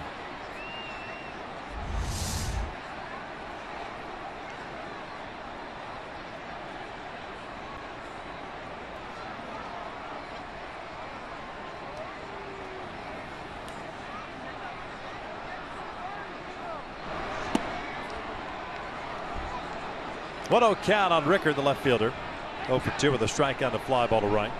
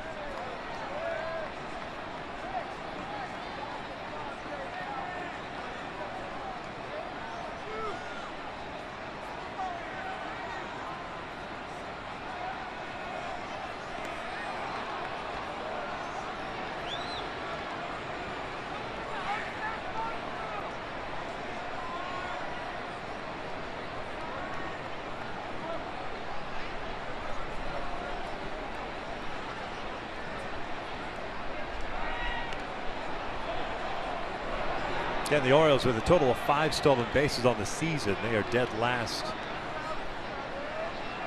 They don't sacrifice. They have 1 sacrifice on a year. That was Rickard.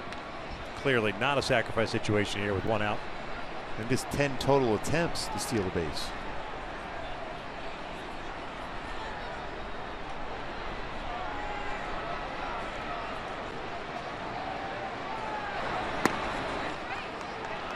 One ball, 1 strike. Good breaking ball. We talked about Jet Bandy, how well he has thrown the ball this year at AAA, throwing out 48% would-be base stealers. Especially this top of the order now up for Baltimore. That concentration level has to be even more so this part of the order.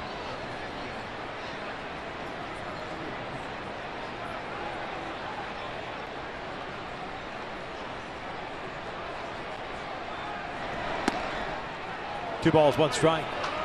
Just in off the plate.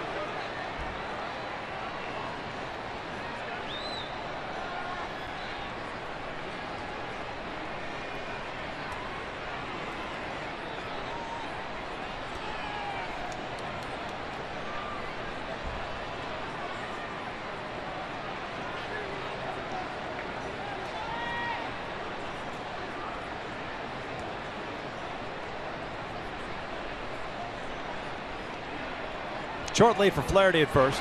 2-1. That's in there. 2-2. It's a good slider there from Shoemaker.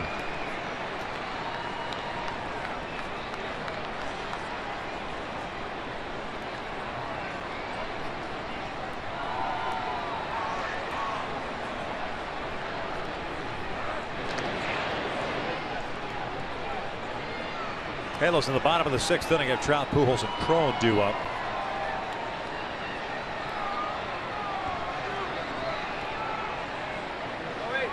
Gosman has matched the zeros on the board. Shoemaker's put up.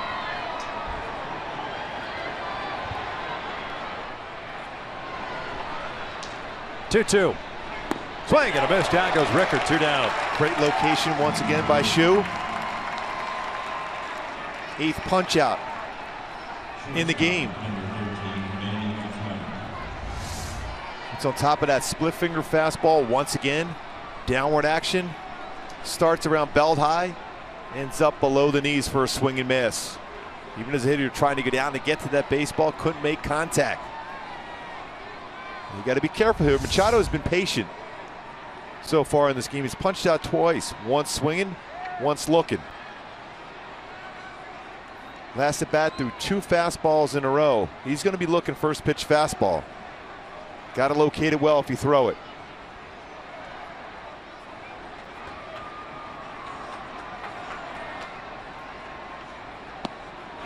Check swing. He went around. Yeah, you can see he's looking fastball. He chased that breaking ball out of the strike zone. Machado has struck out twice tonight, once swinging, once looking.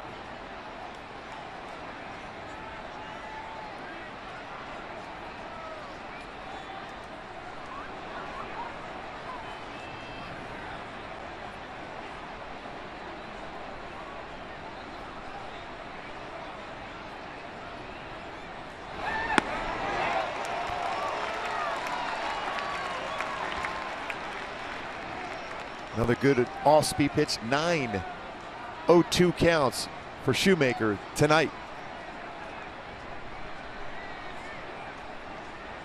8 punch outs on the evening. No walks.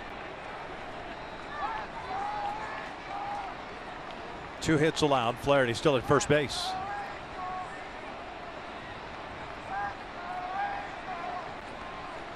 Bandy set up away.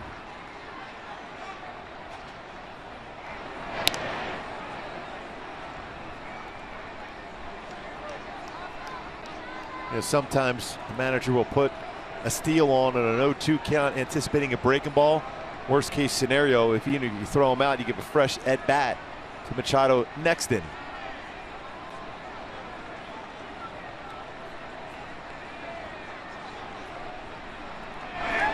Machado pulls one down the left field line.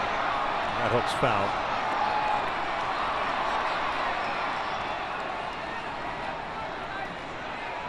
I think that's the most overrated play. The 0-2 with 2 outs to throw over to first base. No, yeah, exactly.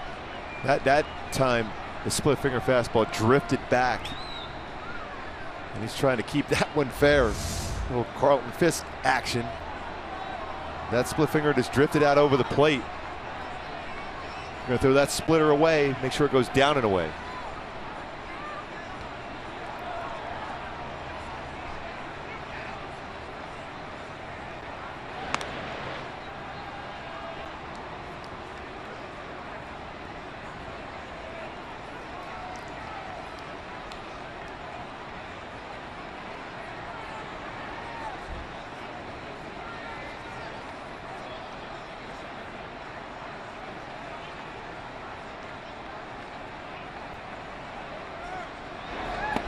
check swing.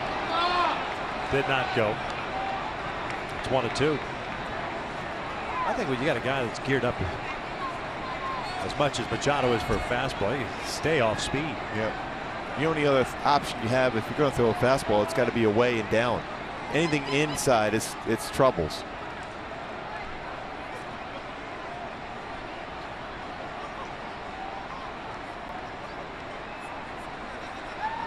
There's that breaking ball. Down goes Machado, and 9th strikeout of the night for Matt Shoemaker. We head to the bottom of the 6th. Trout to lead things off in a scoreless game.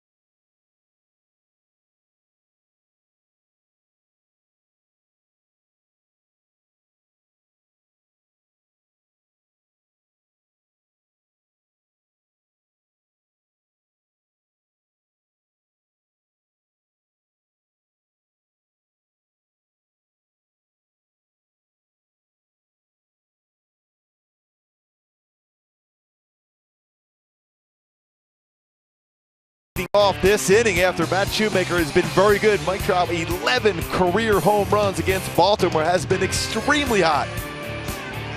Last 34 games, 351 batting average, 9 home runs, 27 RBI. Shoemaker looking for some support here. And there's the Trout net looking to drive one that way. Trout, Pujols, Cron for the Angels here in the bottom of the 6th inning.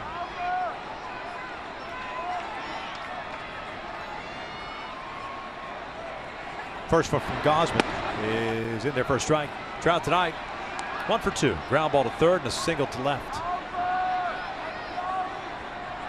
And Trout has that good power when on a fastball inside. And he's been seeing a lot of pitches inside from Gausman, and even last night from Wright. So bring those hands in and get the barrel of the bat on there, be a short and compact swing.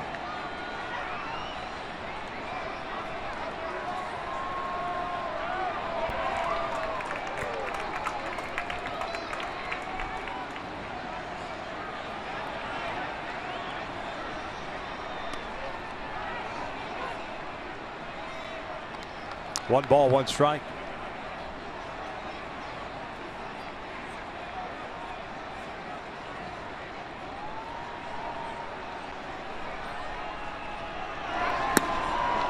Came right after him with a 97-mile-per-hour fastball.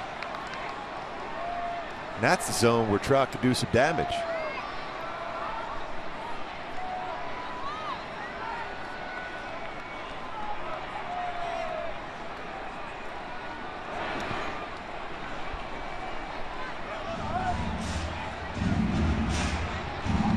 Two balls, two strikes.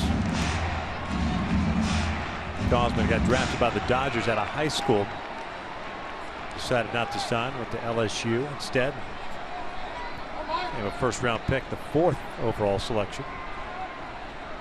This is cold foul.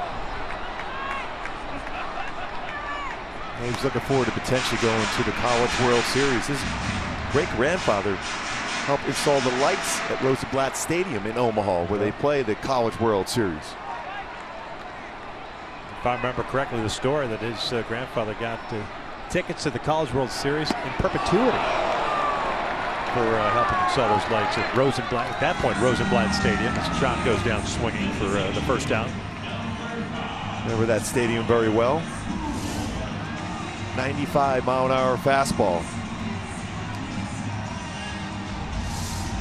This tremendous movement. I know Baltimore Orioles fans have been waiting for a while to see if Gausman is going to develop into the type of pitcher they envisioned when they drafted him as high as they did.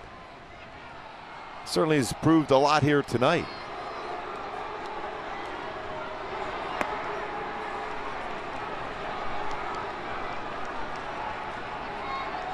.91 pitches for the right-hander. 4 strikeouts, 1 walk. 5 hits allowed. Albert hitless tonight.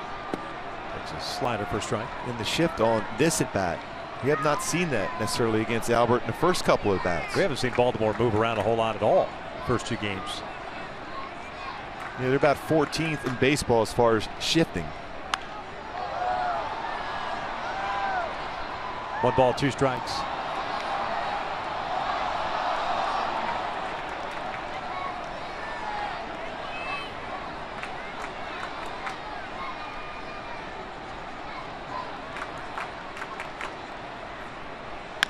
Ground ball back to the mound. 2 outs. Every moment matters. Join us for Family Sunday presented by Yakult Probiotic Drink on May 29th. Angels taking on the Astros. 12:35 start. Visit the Gate 5 courtyard for fun activities. And after the game, kids in attendance get to run the bases. Go to angels.com to get your tickets.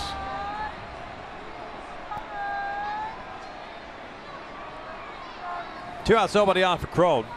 0 for 2 with a ground down and a pop-up.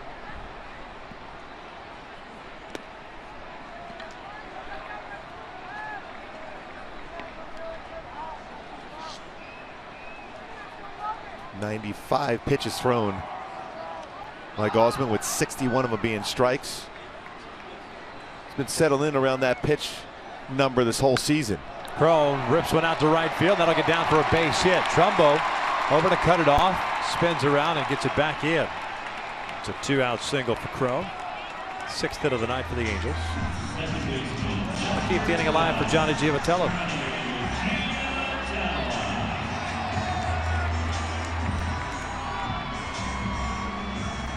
Johnny extended his hit streak to a career high best 10 games with a single in the 4th.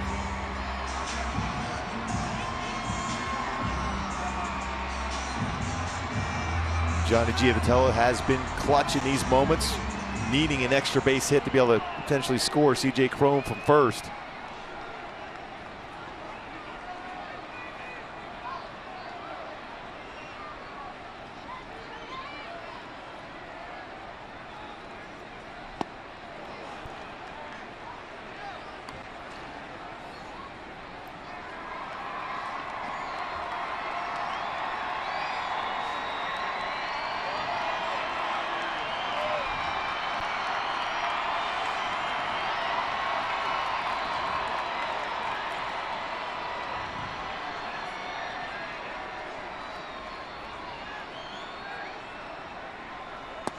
One ball, 1 strike.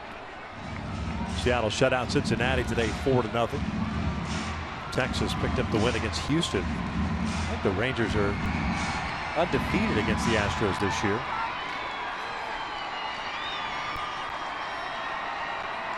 Cesar Ramos got the start in that one, went 6 innings. That was down at Minute Maid Park. Oakland lost to the Yankees today 5-1. Here scoreless in the 6th. 1-2. That's 3 straight split finger fastballs Gausman has thrown Giavitello. No, how hot he's been on the fastball.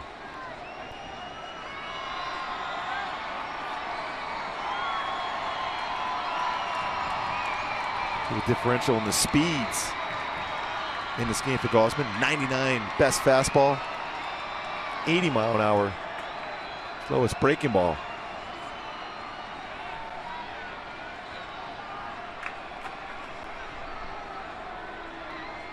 Johnny goes down swinging, and we've played 6 here at the Big A, and we're still scoreless.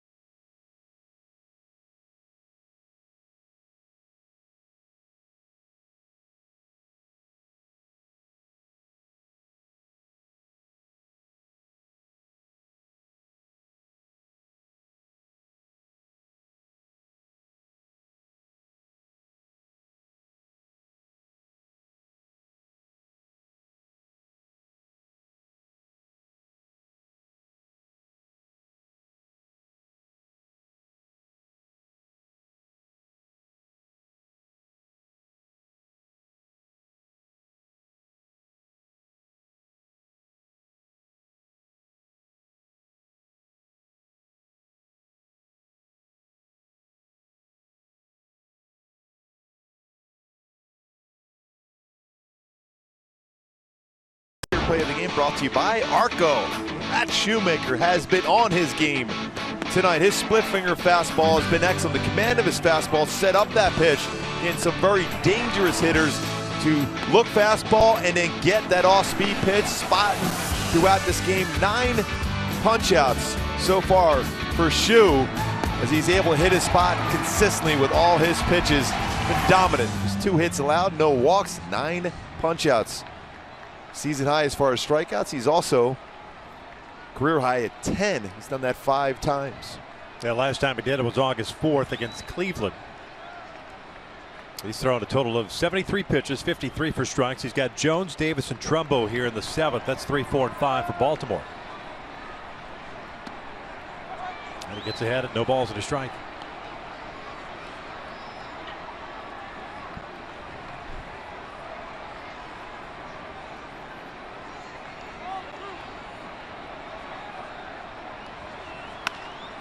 Back toward the middle, and that'll sneak through for a leadoff single. 3rd hit of the night for the Orioles. Leadoff man on board for the first time for the Orioles. Here comes Chris Davis.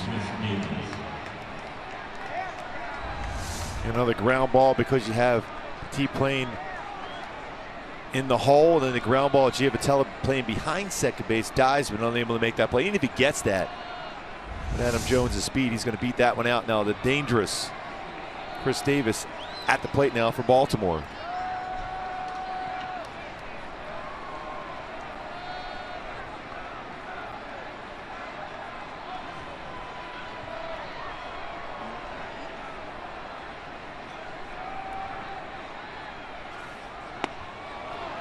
Davis tonight has struck out twice. Once swinging, once looking.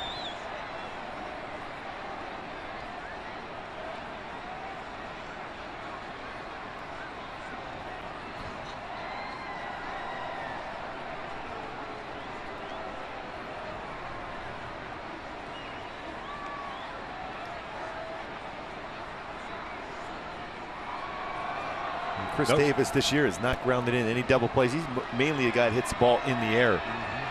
22 batters faced for Shoemaker tonight. 16 first pitch strikes thrown. Jones has not attempted a stolen base this year. That's 0-2. 10th time for Shu. Head of the count 0-2.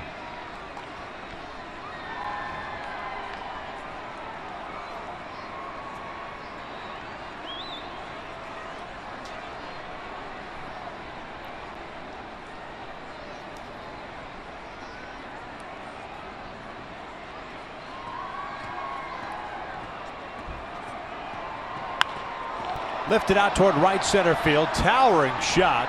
Trout calling for it. Jones tagging and will stop. I'm telling you, folks, teams and players have stopped running against Trout in those type of situations. Early on in his career, they would try to take that extra base. And again, how he strengthened up his arm, long toss. And if you're a youngster at home, the best way to strengthen up that arm is long tossing. Got back, got behind the baseball. He gets behind and gives himself in very good throwing position, and knowing that Jones may indeed try to think about tagging up, and then a perfect throw right on the base. And a wise decision by Adam Jones to stay where he was at. Doing his arm exercises. Said, yeah, that's how that arm's getting stronger.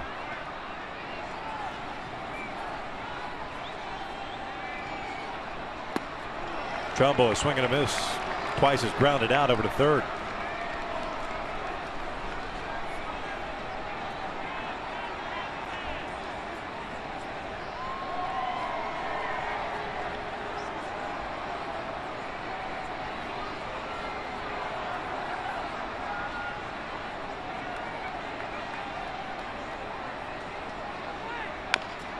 The dribbler found. At 0-2, you see Trumbo's reaction after that swing, just frustrated. It was a nasty pitch from Shoemaker. And another off-speed pitch, split. And another 0-2 count. 11.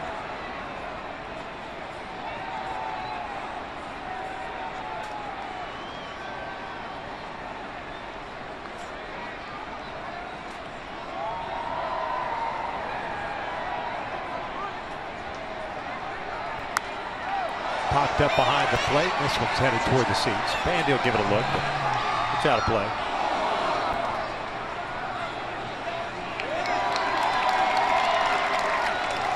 Fell right into her lap.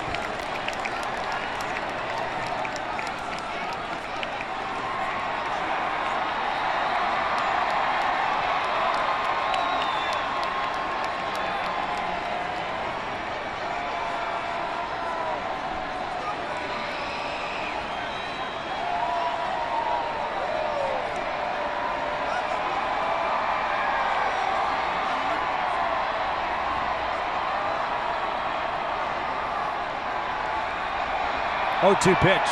Way outside. And muscle up on a slider. See if we can get Trumbo to chase. A little bit too far out of the strike zone, even from the get-go.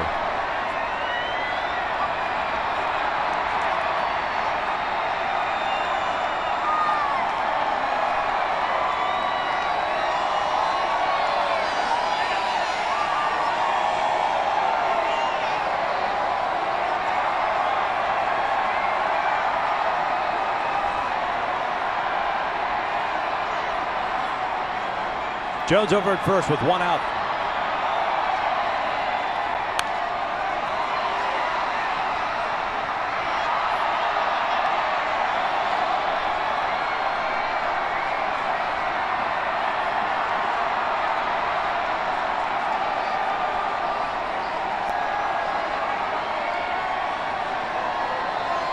Mark getting to start tonight at right field. He played some right field for the Angels. DH at first base. Even the experiment at third base.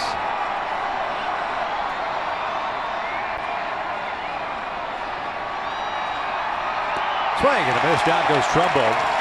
2 outs. That ties a career high as far as strikeouts in a game for Shoemaker. And come right back to that split finger fastball. It has been devastating.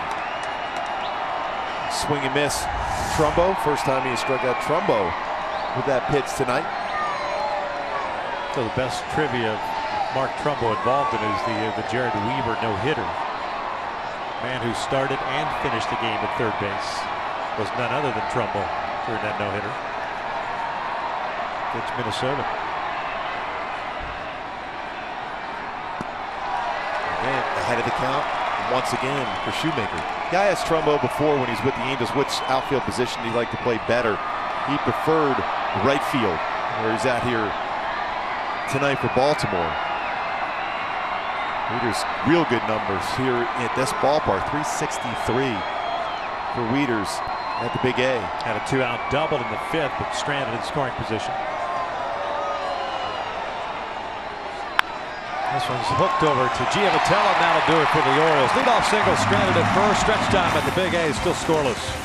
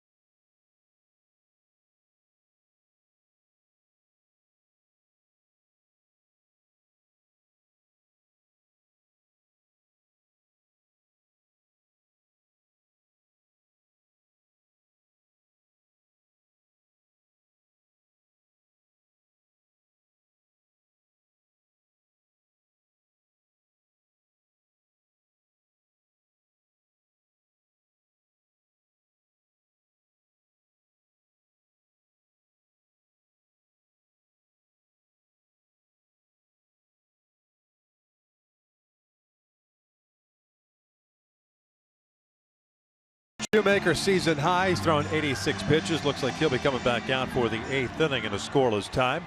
Take a look at the Honda probables for tomorrow afternoon. It's a 12:35 start. Angels Live will kick things off at noon. Ubaldo Jimenez on the mound for the Orioles. Jared Weaver is on the mound for the Angels. No good numbers for Weaver. His last 9 starts versus Baltimore, 6-1 with the area just over 3.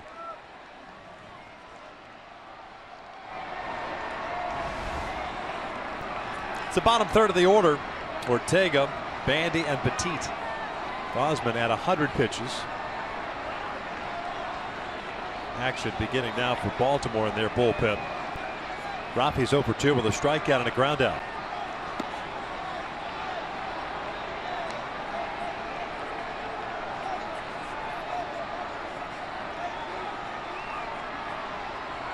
Another beach ball out in the warning track.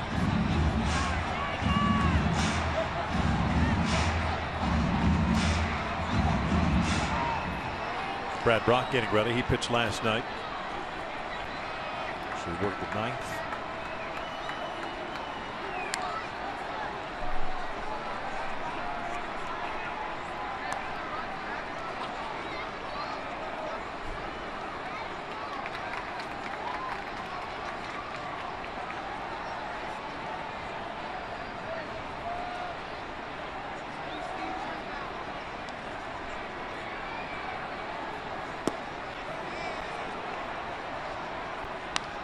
He's got that split finger fastball working both pitchers tonight.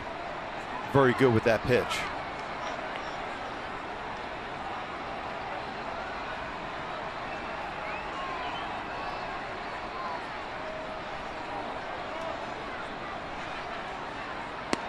That's a called strike 3. Ortega goes down looking. 1 out. 6th strikeout for Gosman. Hey, follow Angels Baseball live with MLB.com at BAT app. Stay up to the moment at any moment with game day, live game video highlights, StatCast, news, and more. Download MLB.com at BAT, #1 app for live baseball on your phone or tablet. There's Jet Bandy. First big league start tonight. He's 0 for 2 with a strikeout and a fly ball to left.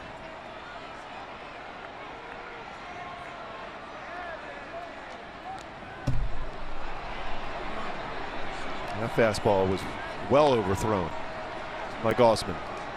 105 pitches, most he's thrown this season, 111.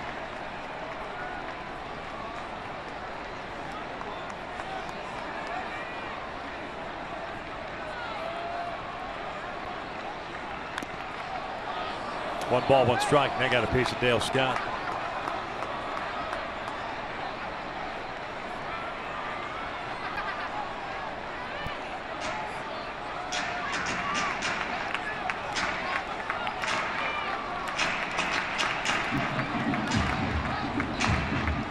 Scott's been a solid umpire for a lot of years. Crew chief.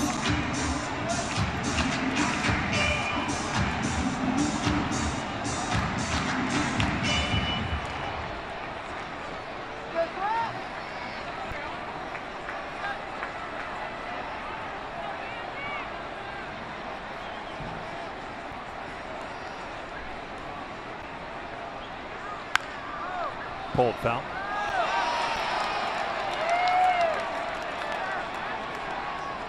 Six strikeouts for Gosman, 1 walk. He's allowed 6 hits tonight.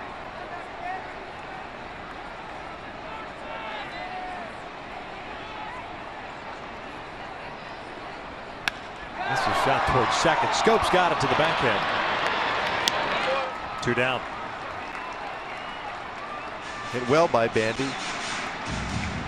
Got a couple good at bats, last 2. Right at the second baseman though. A very solid call in the game tonight. We had a couple of big catchers in this game. Yes. Matt Wieters and Jet Bandy.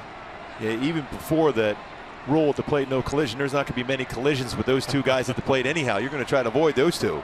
Yep.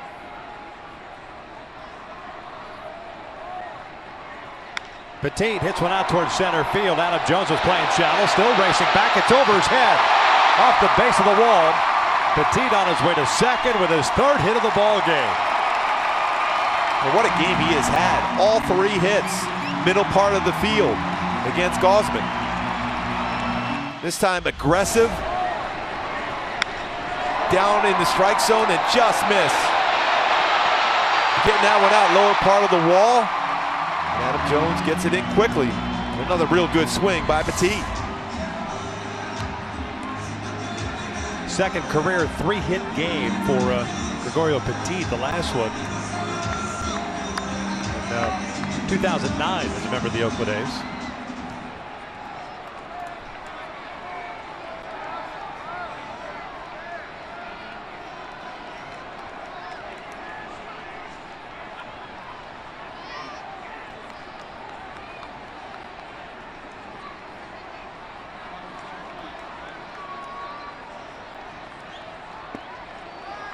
One ball, no strikes on Escobar. Hitless tonight, 0 for 2. Drew a walk in the first, the only free pass Gausman has issued. Some good numbers in his career versus Gausman coming into the game. 6 for 10. 6 for 12 in his career.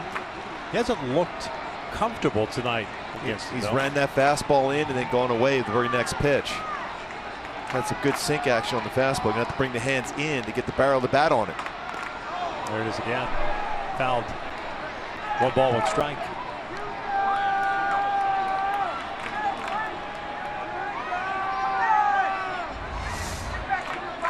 It's a 94-mile-an-hour fastball. Running action inside again.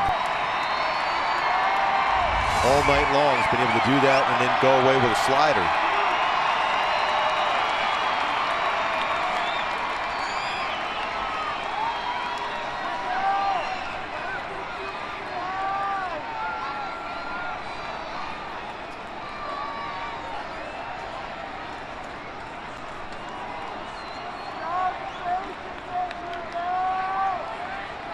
Big lead for Petit with 2 outs here in the 7th.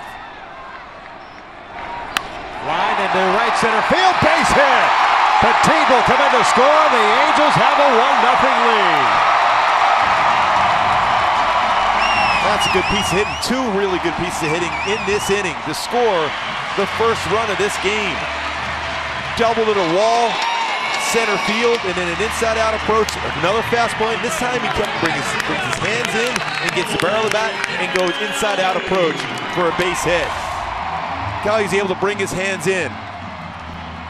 Brings the hand in, got the barrel of the bat, stay back on it, and another base hit in his career versus Gausman. And that base hit's going to knock Gausman out of the game, but that swing, what a perfect swing from Escobar, driving in the first and only run of the game.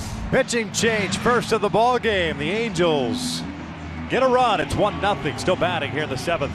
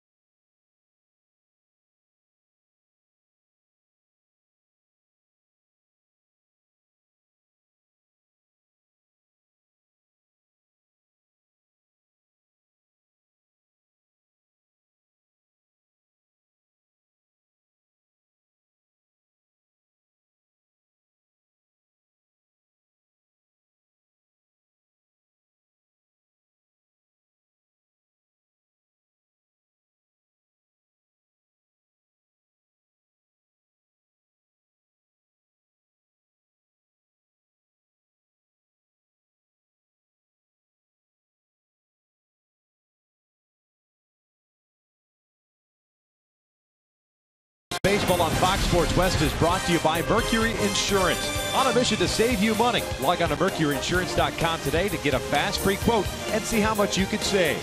And by your Southern California Toyota dealers. Halos with a 2-out rally, back-to-back hits, a double by Petit and a single by Escobar, giving the Angels a 1-0 lead as Gausman is done after 112 pitches. He's responsible for Escobar at first. It's our in and out, who's in, who's out. Vance Worley pitching in his 10th game. He's gone 2-0 with a 2.28 ERA. He's also made 2 starts this year. 22 strikeouts in 23 and 2/3 innings, and he's facing Cole Calhoun. First one is up and away. Yeah, he's not overpowering with his fastballs. 87 to 91 range. Throws a cut fastball, quite a few of them. Curveball and changeup. Worley picked up off the waiver wire. Pittsburgh put on the waiver wire. The Orioles claimed it. This one gets by Wieters. Escobar will advance to the scoring position.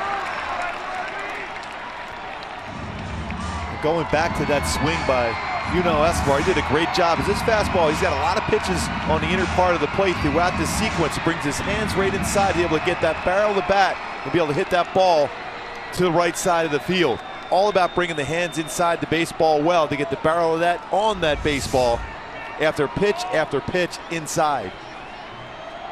11th RBI of the season for Yanel. He's in scoring position. Cold chase would have been ball 3. Said it's 2 balls, 1 strike. That is Salas getting ready. Oh, the way Shoemaker's pitched through 7. No, he doesn't look like that's just in case. Shoemaker still, you see that focus, he's locked in. 2-1, 3-1. Trout on deck. Important for Cole now. You got a man in scoring position, and Cole has been very, very good in this spot this season. Batting average, very good with runners in scoring position and 2 outs. .529 batting average for Cole coming into the game.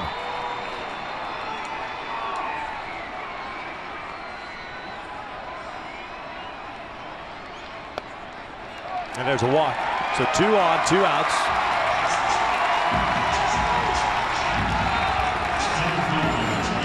Brings up Trout. Trout 1 for 3 tonight with a single back in the 3rd inning. Well, after a ton of pitches inside throughout that game by Gausman against Trout, you got a guy on the mound who throws a lot of cut fastballs. This should go right into the barrel of the bat of Trout. Looking away. Unless Wieters wants to try to stay inside.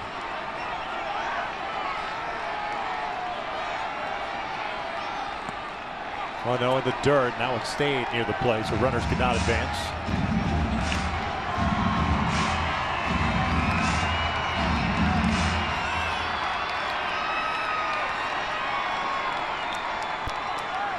Worley pitched 3 years at Long Beach State. The Phillies' 3rd round pick in 2008. Last year was with Pittsburgh. 1-0. There's a strike. Evens a count at 1-1. They're trying to go inside, but it's a little different coming inside with 88 to 90 as compared to 96 to 99 inside on you. See Escobar at second, Calhoun at first. 1-1. Watch out. 2 balls, 1 strike. And he's going inside to make sure if he makes a mistake, it's going to be off the inside part of the plate, and that's exactly where it was. It almost gets the tricep of Trout.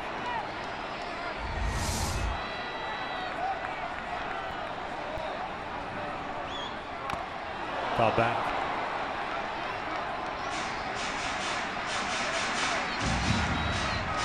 Evens up the count at 2-2. Baltimore in the 8th inning will have the bottom third of it toward a due-up. Alvarez, Scope, and Flaherty. Career high, matching a career high 10 strikeouts for Matt Shoemaker. He's allowed 3 hits, 2 singles, and a double.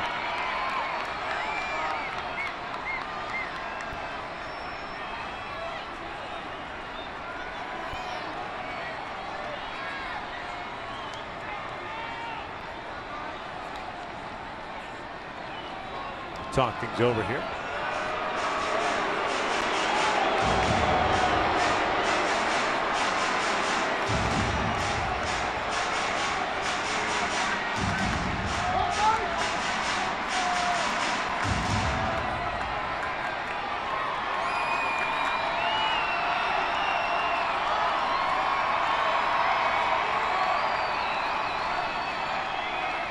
Two-two pitch.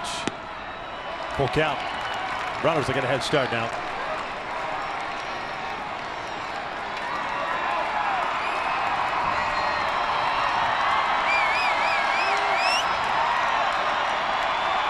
Pujols on deck. 3-2. This is pulled down the line, foul. And again, another fastball in. They're determined to stay inside. I think that's the conversation where Wieters had with Worley out there. He said, let's stay with that fastball in. Even if you walk him, I'm okay with that, but keep trying to jam him with his fastball inside. Because there is an open base, even though it's at third base right now. Runners again take off, 3-2, and Trout fouls it off. Stick save by Pujols in the on-deck circle.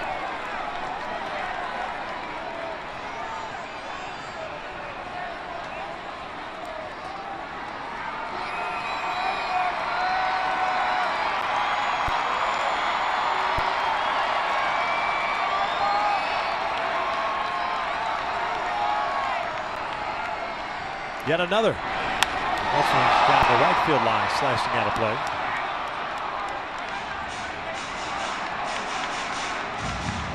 Escobar and Calhoun getting a nice workout in.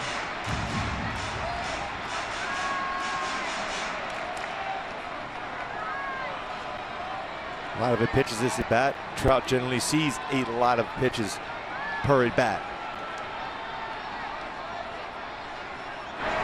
And he walked him. So they're loaded up now for Albert. The Worley's come on in relief here and walked the two batters that he has faced. Here comes Buck Showalter.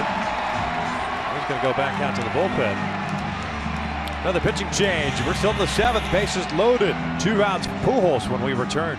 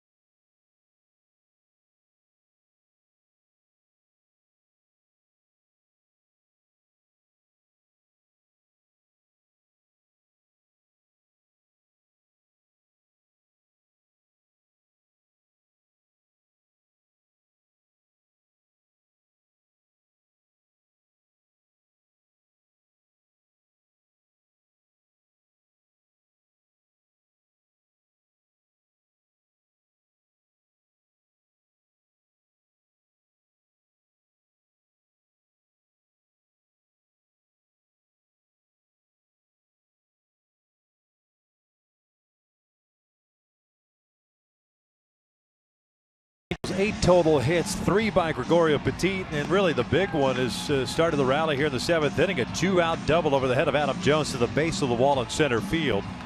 Petit eventually came around to score on the single by Yunel Escobar, and 2 walks thereafter and loaded him up for Albert Pujols. As Brad Brock is pitching in his 2nd consecutive game, through 15 pitches last night. Scoreless inning of relief, issuing 1 walk. Albert did not face him last night, but Albert will face him here tonight. Pujols tonight 0 for 3. A fielder's choice, a fly ball to center, and a comebacker to the mound. Escobar at third, Calhoun at second, and Trout over at first base.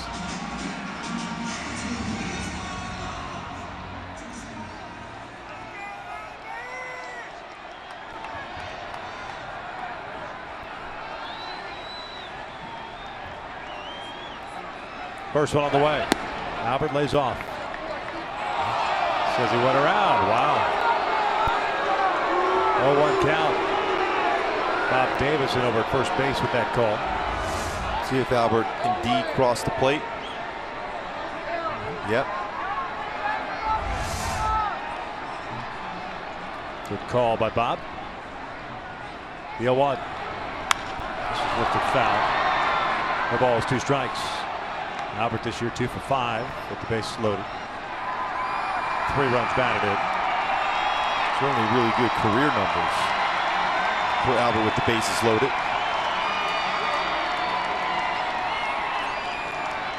In the 330 range.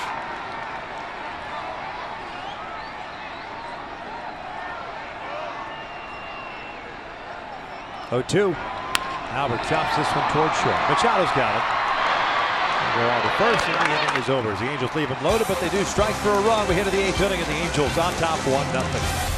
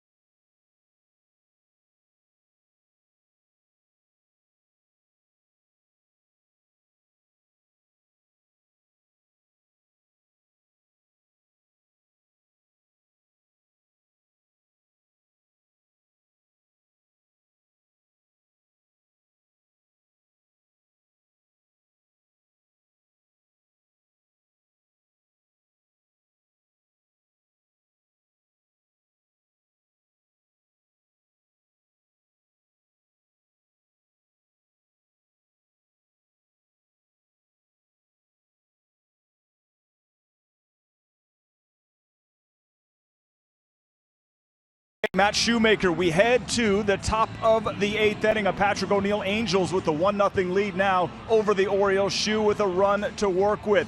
Make sure you stick around after this game. Undeniably, the place to get all the reaction is Angels Live. I'll be joined by Jose Mota, Alex Curry with the interviews. Want to hear from Shoe, want to hear from Soch, maybe Jet Bandy about this great connection. But Victor, obviously the 2-out rally there was clutch with Petit and with Escobar, but did Gooby by chance break out the rally cat and have a little conversation? It's been there the whole time. Okay, Patrick. I figured. I know you're a rally cat hater, man. It's okay. What? I'm on board. Let it go, buddy. I'm on board. Let it go, man. Shoemaker's worked 7 innings. He's matched a career high with 10 strikeouts. And that one misses down low. Alvarez, Scope, and Flaherty, 7-8-9. Alvarez over 2, a strikeout and a ground out.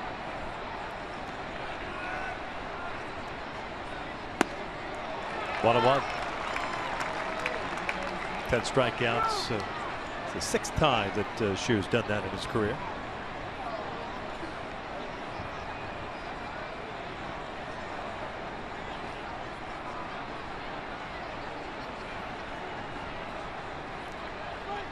Ground ball over toward first, and it's foul. 1-2. Longest outing of Shoemaker's career is 8 innings. That was June 17, 2014 at Cleveland. Had 10 strikeouts in that game and threw 94 pitches. He's at 89 right now. Salo's still warming in the pen, just in case.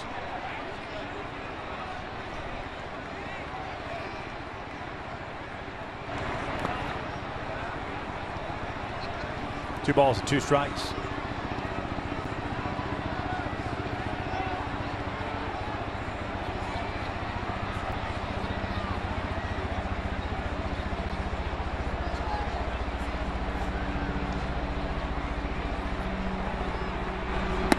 Swing and a miss. Down goes Alvarez, and a new career high in punch-outs.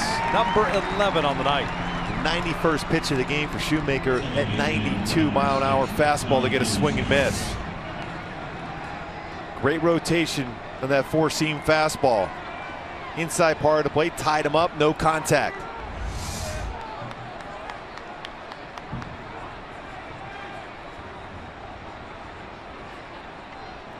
Most important number 2 there really is no walks so far. And boy, has he been ahead of the count consistently. All his pitches been able to throw for first pitch strike.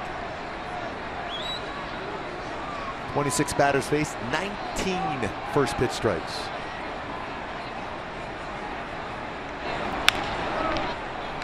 That's glove, and it's foul though. John Tempane making the call. Nice play by Escobar. And that's the third base umpire's call once it goes by the base. You can see that's clearly foul, but again, you got to go through and make the play if you're Escobar, and he did. 12 times. Head of the count 0-2. It's a novel idea, isn't it? Pitching ahead. Yes. 0-2 now. Well, remember a couple years ago when Garrett Richards was 0-2 on the scene? Every Houston Astro batter's down there at Minute Maid Park, and he was just finishing off hitter after hitter, getting ahead of the count, not wasting pitches.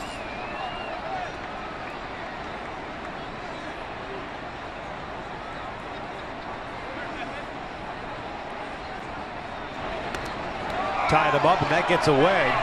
That'll go as a strikeout, wild pitch. So it'll be his 12th strikeout, but the man on now. But flared it. Pretty nasty split finger fastball. Socha looks like he may be going down to the bullpen now. See that split finger fastball? Check out the movement on this pitch.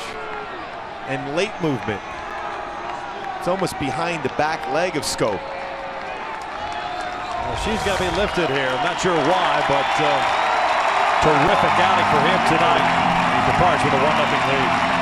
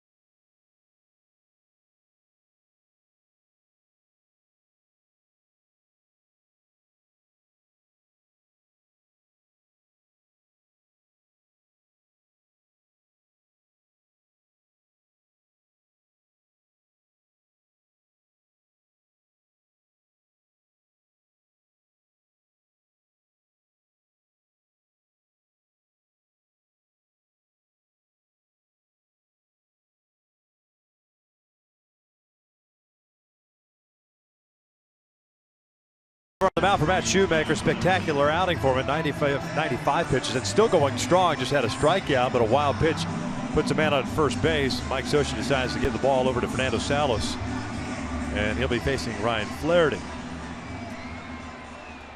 You talk about being in control the entire game. Awesome game by Shoemaker.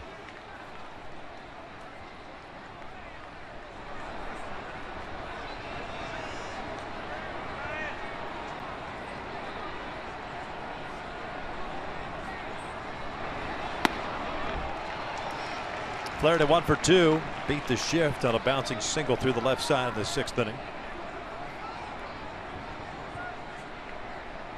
Fernando last pitched on Thursday through 17 pitches in the game against the Dodgers.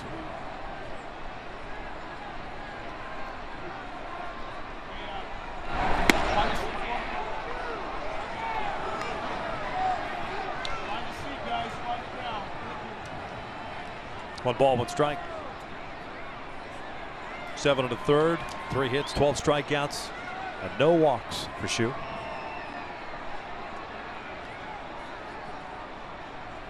First man to ever fan Manny Machado 3 times in a game.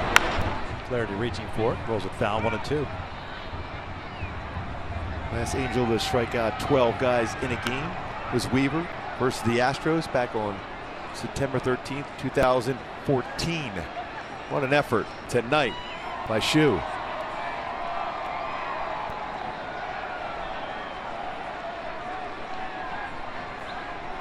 Only 1 3-ball count the entire game for Matt Shoemaker.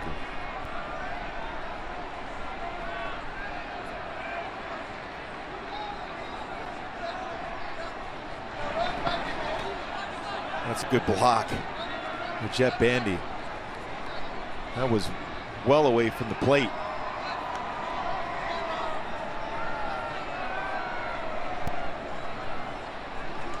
I'm curious to hear Scioscia's explanation for taking out Shu. I mean, obviously it's his decision. That's totally cool. But like everyone's sitting here wondering, why take out a guy who's absolutely dealing? I mean, if he was good enough to go out there to start the 8th, unless things start going awry for him, figure let him finish it. As good as the night has been for him. Flaherty goes down swinging, 2 outs.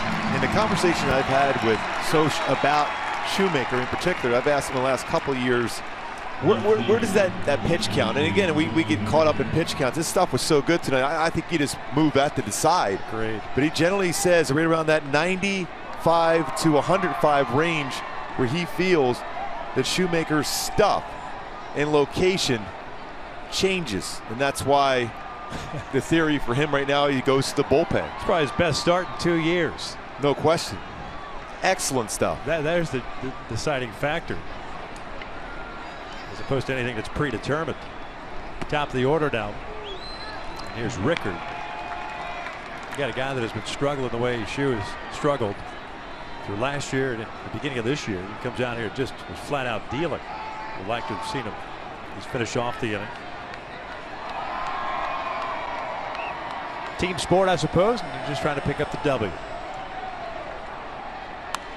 Rickard fouls it back. No balls, 2 strikes. Another 0-2 count. Seeing that throughout for Angel pitching tonight.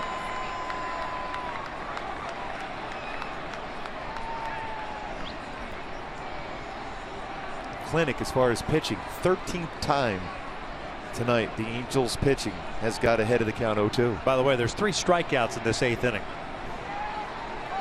Man at first reached on a wild pitch.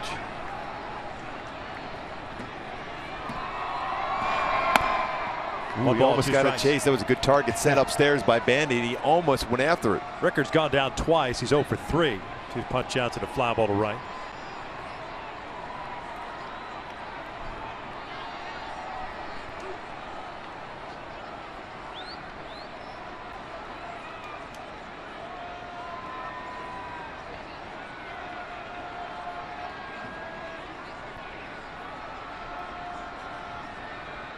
One-two pitch down low.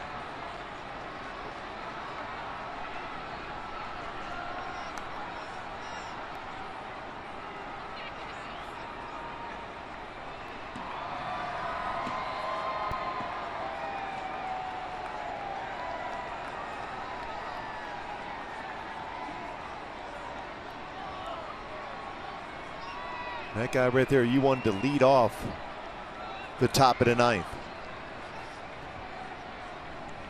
2-2. Rickard rolls it foul.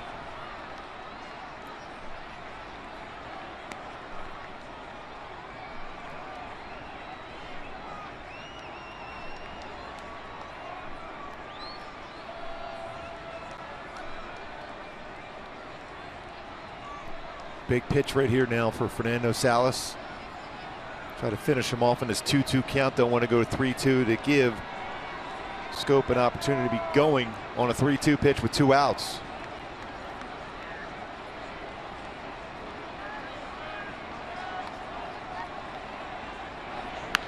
Jam shot roller to the right side. Giavotella has to hurry. Bare hands it, flips it over to Crone. Got him! Nice play by Johnny G to get the 3rd out. Yeah, we talked about that energy for Johnny Giavotella. Looks like Baltimore, they may want to look at it. It's a close play, but what a play by Giavotella, and they're not. The energy, Johnny G, great play to finish off the inning with the bare hand, all in one motion, flips it over the first for the final out.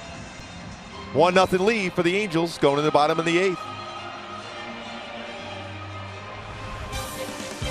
What a job by Shoemaker tonight.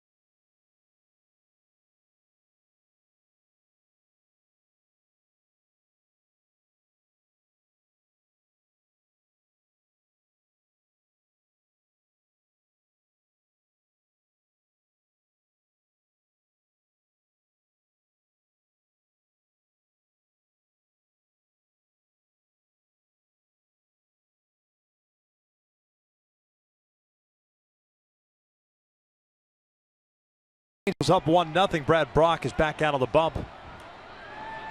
Finished off the 7th inning. They C.J. Crone, who swings through the breaking ball. Well, what a job by Matt Shoemaker. The Shuku Kachu came back tonight with 12 punch-outs, no walks, 7 1/3 shutout innings on 3 hits. Crone lifts one out toward right field. Trumbo moving over. And he'll make the catch for the first out. And now it's time for the T-Mobile greater coverage of baseball. We've got a great one here tonight. There were some tough ones in baseball throughout. Boston beats Cleveland. Cleveland's been playing good baseball. Joe Kelly had a no-hitter through 6 2/3, ended up with just 1 hit. Seattle with King Felix shuts out Cincinnati. And New York starting to play better baseball. 4 straight wins. Beat Oakland 5-1. That's Tanaka with the victory for the Yankees.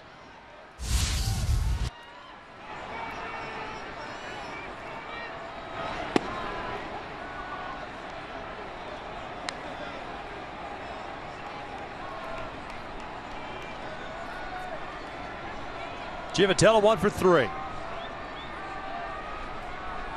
10-game hitting streak now, career high. Bouncer toward third. Flaherty has to lay back on it. 2 down. By the way, said Jim Kelly, Joe Kelly from Boston. An excellent effort. He had a perfect game going into the 5th inning. Ended up just giving up for 1 hit. Joe Smith getting ready for the 9th. Orioles will have 2, 3, and 4 coming up. Machado, Jones, and Davis.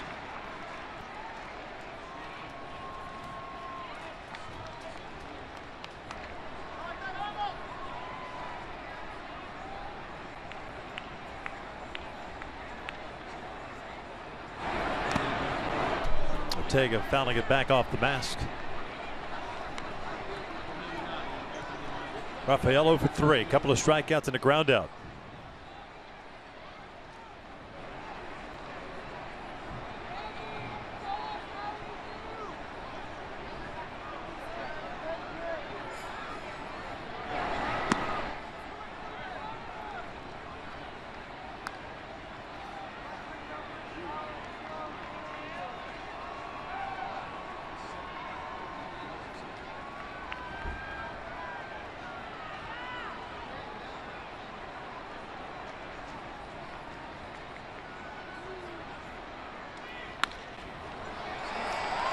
Love by Machado, but you're not going to throw out Ortega. It's an infield single. Bring up Jet Bandy.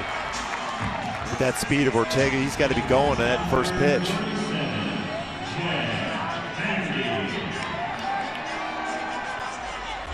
Always good to have somebody at first base with speed that can steal a base, distract the pitcher, maybe make a mistake, and Bandy can hit a ball a long way on a mistake fastball.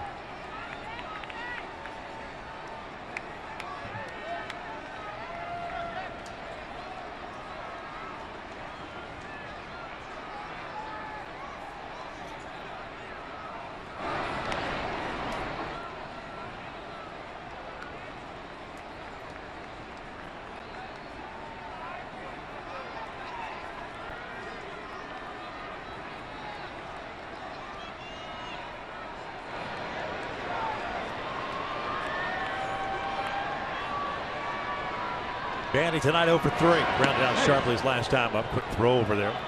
Orioles thinking along the same lines.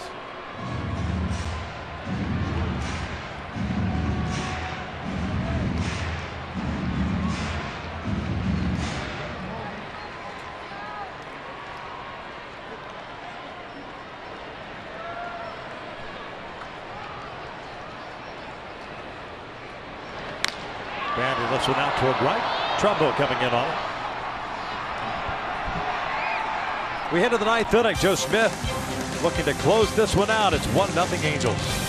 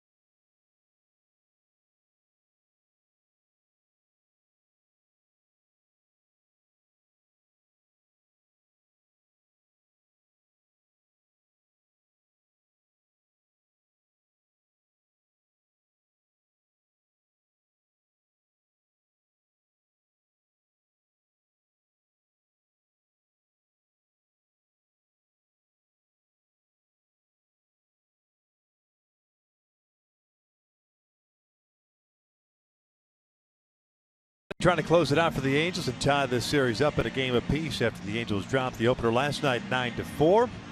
Matt Shoemaker, a spectacular outing for him, looking for back-to-back wins. Remember, he picked up the W against the Dodgers on Monday at Dodger Stadium. Joe's pitching in his 21st game, 1-2 record, 3.43 ERA, looking to pick up his 6th save of the season. Trying to keep that fastball down, get some quick ground ball outs, and a very good slider. Running that fastball in, down, and in. Good location. 2, 3, and 4 coming up for Baltimore. Machado, Jones, and Davis. So no easy task for Joe. A lineup that is very dangerous, although stymied tonight by Matt Shoemaker, and then Fernando Salas to close out anyways, the 8th inning.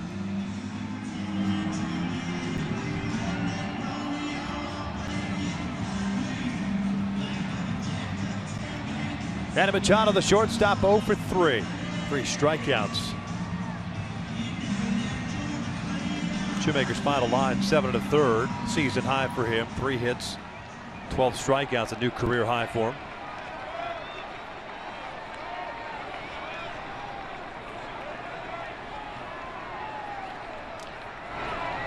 Slider, first pitch, and it's 0-1.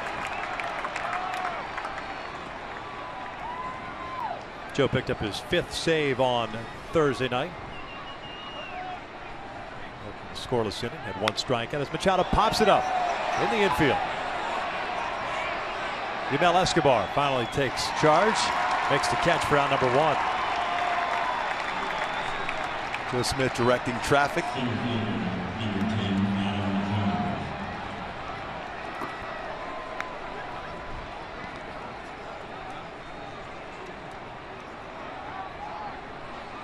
Adam Jones 1 for 3 with a single.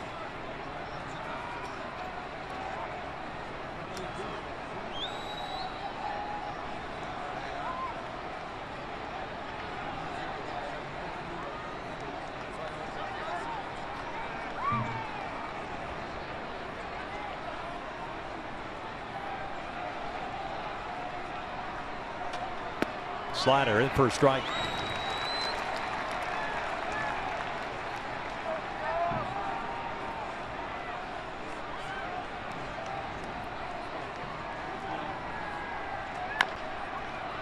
Chopper to short. Brendan Ryan throws him out. 2 outs. Ryan taking over at shortstop with the tees going over second base. A little tough in between hop. Ryan very good with the glove though. Strong throwing arm himself. So 2 outs, nobody on, and the ever dangerous Chris Davis up.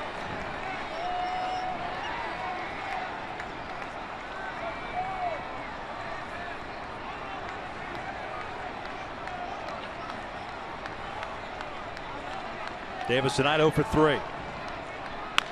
Ground ball up the middle. There's a base hit. So tying run is on board, and it's Mark Trumbo coming to the plate. It's a pretty good pitch. It was down, out of part of the plate. Davis. It's a good part of the bat on that and finds a hole through the infield. And that's what you want to do. You want the outer part of the plate. Keep the ball away from a powerful hitter like Davis, and he beats the shift.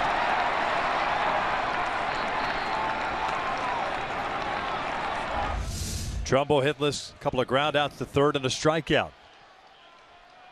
Hit by Davis, the 4th for the Orioles. Slider away.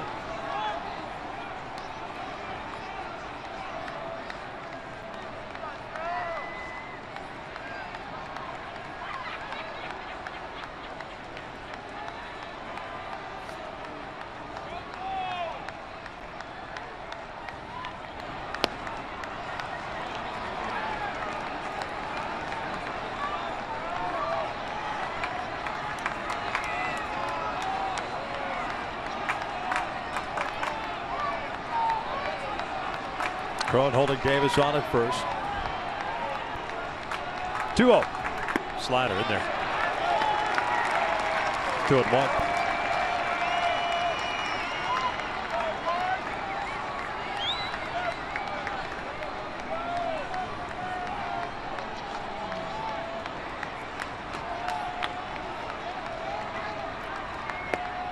Off the plate.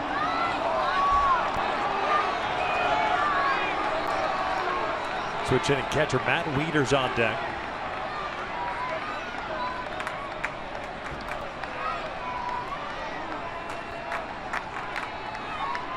(3-1). Trumbo takes a strike, full count. And now Davis will get the head start from first. It's wonderful for the slider here. The fans are on their feet.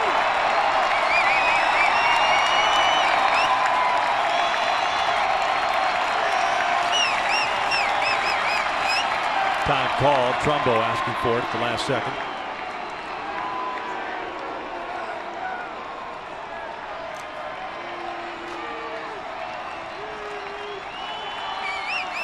Here comes the 3-2. And he threw a slider and he missed. So 2 on with 2 outs. And Wieters coming to the plate. So the tying run now at second base.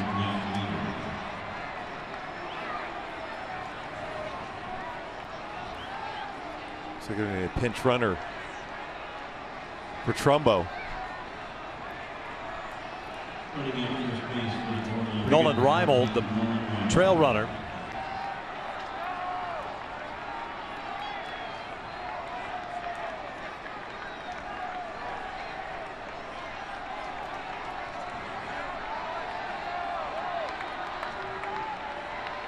Wieters tonight 1 for 3. Doubled out to left field in the 5th inning.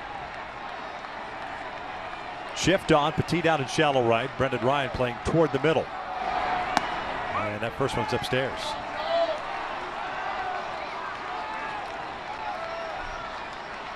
Joe getting the first 2 batters quickly. Machado to pop up in the infield. Jones on the chopper, but Davis a single and now a walk to Trumbo. Here's the 1-0. That's out toward left center field. Hit well. That's a long run for Rafael Ortega. He's at the wall, and that is gone. A 3-run home run for Matt Wieters puts the Orioles on top here in the 9th, 3-1.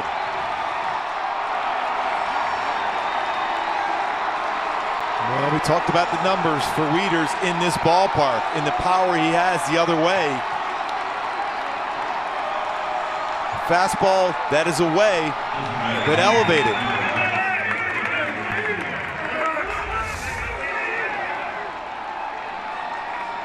See how it's drifting out over the plate when you see a catcher reaching back.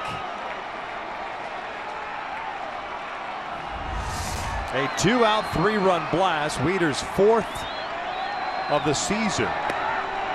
And a 1-0 lead is dissipated into the night. It's a 3-1 deficit now. And it's Pedro Alvarez now up. He's 0 for 3.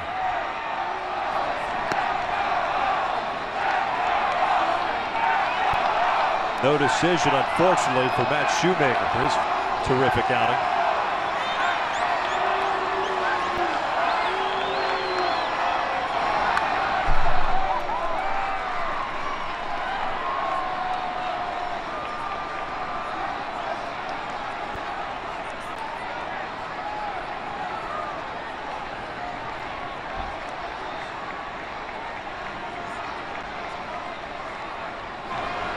Upstairs. 3 balls, 1 strike.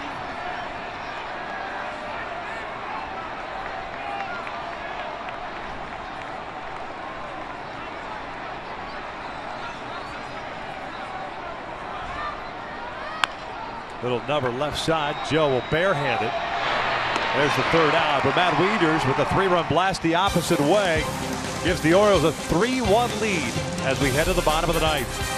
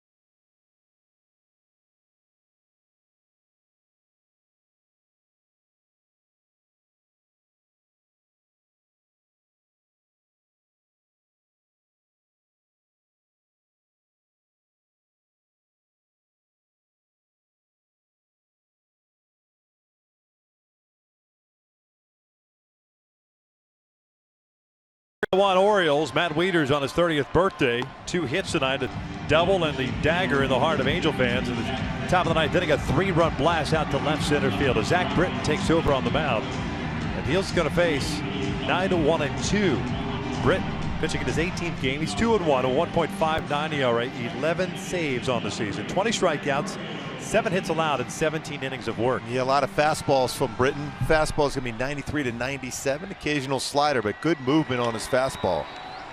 Nolan Reimold, who pinch ran for Trumbo, stays in the game. He's in left field. Rickard, who started the game in left, is now in right. No other changes for the Orioles. Gregorio Petit, a 3-hit game, 2 singles and a double. And the first one is down low.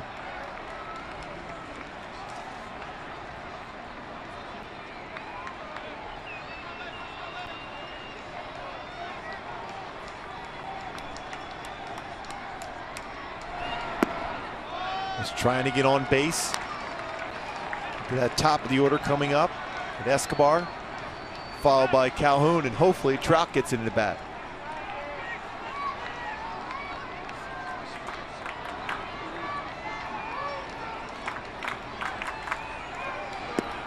Three and 0. Bitten, a 3rd-round pick by the Orioles back in 2006. A one-time starter. Transitioned to the bullpen full-time back in 2014. And 37 saves then, 36 saves last year.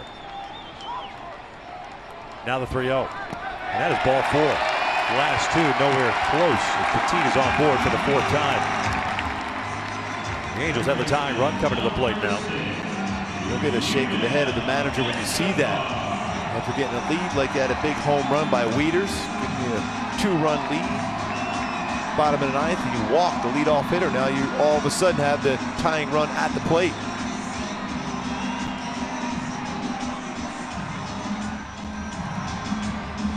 Escobar with a 1-for-3 night. RBI single in the 7th. Also drew a walk in the 1st. The RBI for Yanel, his 11th of the season. Calhoun on deck, then you've got Trout. Should we get there?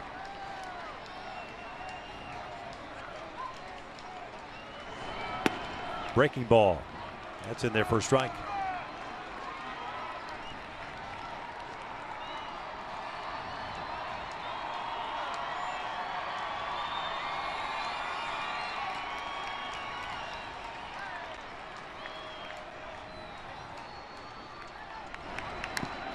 Foul at the plate. No balls, 2 strikes. He's got that power sinker, very difficult to square up and get in the air. 17 innings pitched, 1 home run. He's allowed 1 home run in his career versus the Angels. 2.77 career ERA for Britton versus the Angels.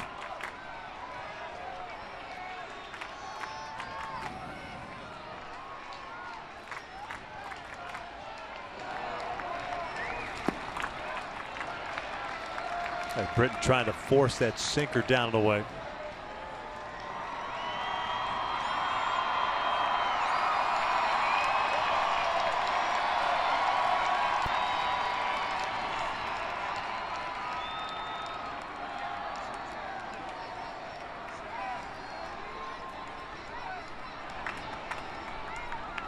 One-two pitch. That's a called strike 3 on a pitch that was nowhere near the zone. Escobar is chapped, and he should be. That pitch was down, and the helmet toss will cost him some money. Dale Scott has been fairly consistent tonight, but that pitch was not a strike. No, that's not even close to the strike zone. And you can see this. Look at the Fox tracks right here. How much that misses the strike zone. That's almost on the dirt and in.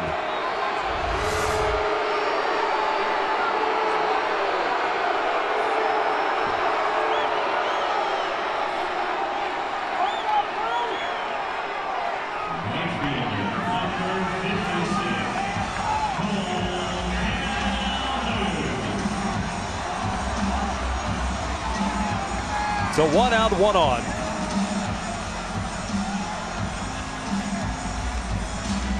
And it's Cole Calhoun up. 1 for 3 with a single and a walk.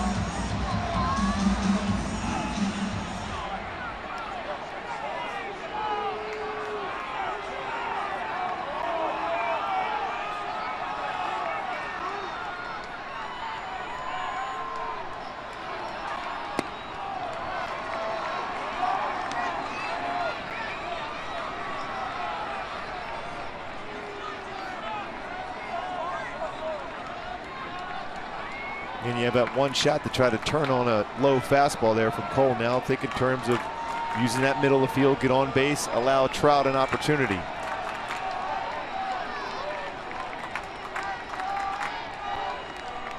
0-1 downstairs. Well, when you look at lefties with that type of power on them, you think of Billy Wagner as far as a guy that can bring it from the left side.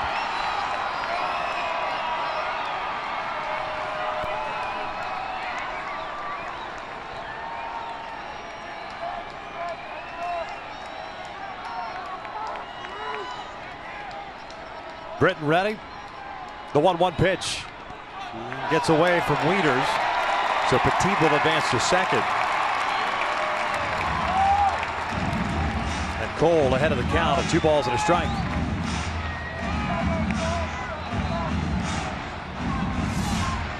Slider in the dirt, overthrown. Wieters gets the body over there, but that spin of the slider on the dirt off the chest, and the runner is able to advance. But again, that runner, not something they're necessarily worried about. Baltimore, the man at the plate and the guy on the on-deck circle is their concern.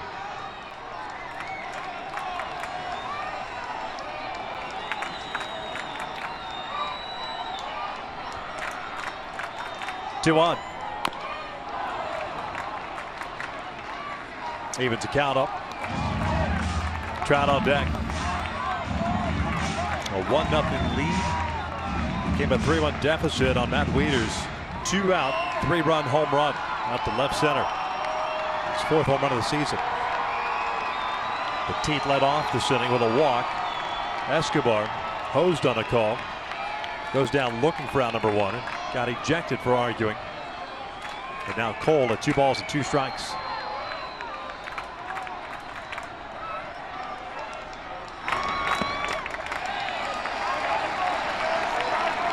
Full count.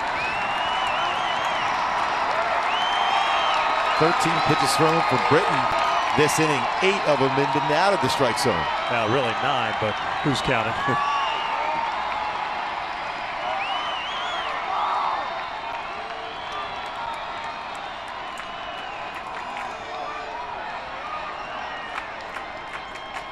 Here's the payoff. Cole chops it to second. 2 down. Petit over to third.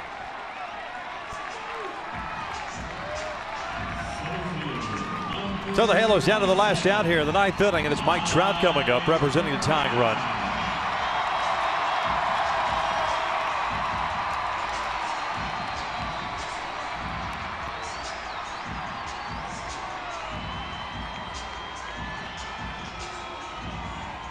Three for 6 in his career versus Britton. A low ball pitcher and a very good low ball hitter.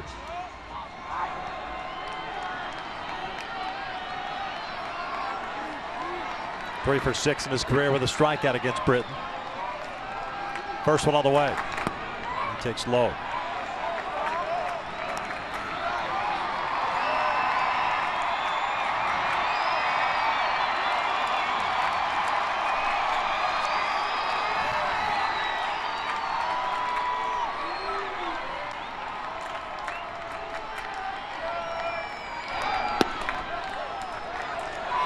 That's a strike. Now that pitch was down too. Now Scioscia's probably going to get tossed here because that's a ridiculous call. It's 1 ball, 1 strike. I mean, the glove of Wieters even went down onto the ground, I believe. Yeah, that glove touches the dirt. Dale Scott has been very, very good the entire game for the most part. This inning, not so much. Can't change the complexion of a game like that. 1-1. Ground ball towards second. Scopes got it. And the Angels will drop game 2 by the final of 3-1. Well, an extremely well-pitched game from Shoemaker. Tonight ends up being a difference maker in that swing there by Matt Wieters, who continues to hit the ball so well here at the Big A with a 3-run home run in the 9th. The difference. It's unfortunate for Matt Shoemaker, who pitched a stellar ball game, 7 1/3 with a career-high 12 strikeouts. But unfortunately for him, he gets a no decision. Joe Smith takes the loss in this one. 3-1 the final. Orioles win it. Stick around. Angels Live post game coming up next.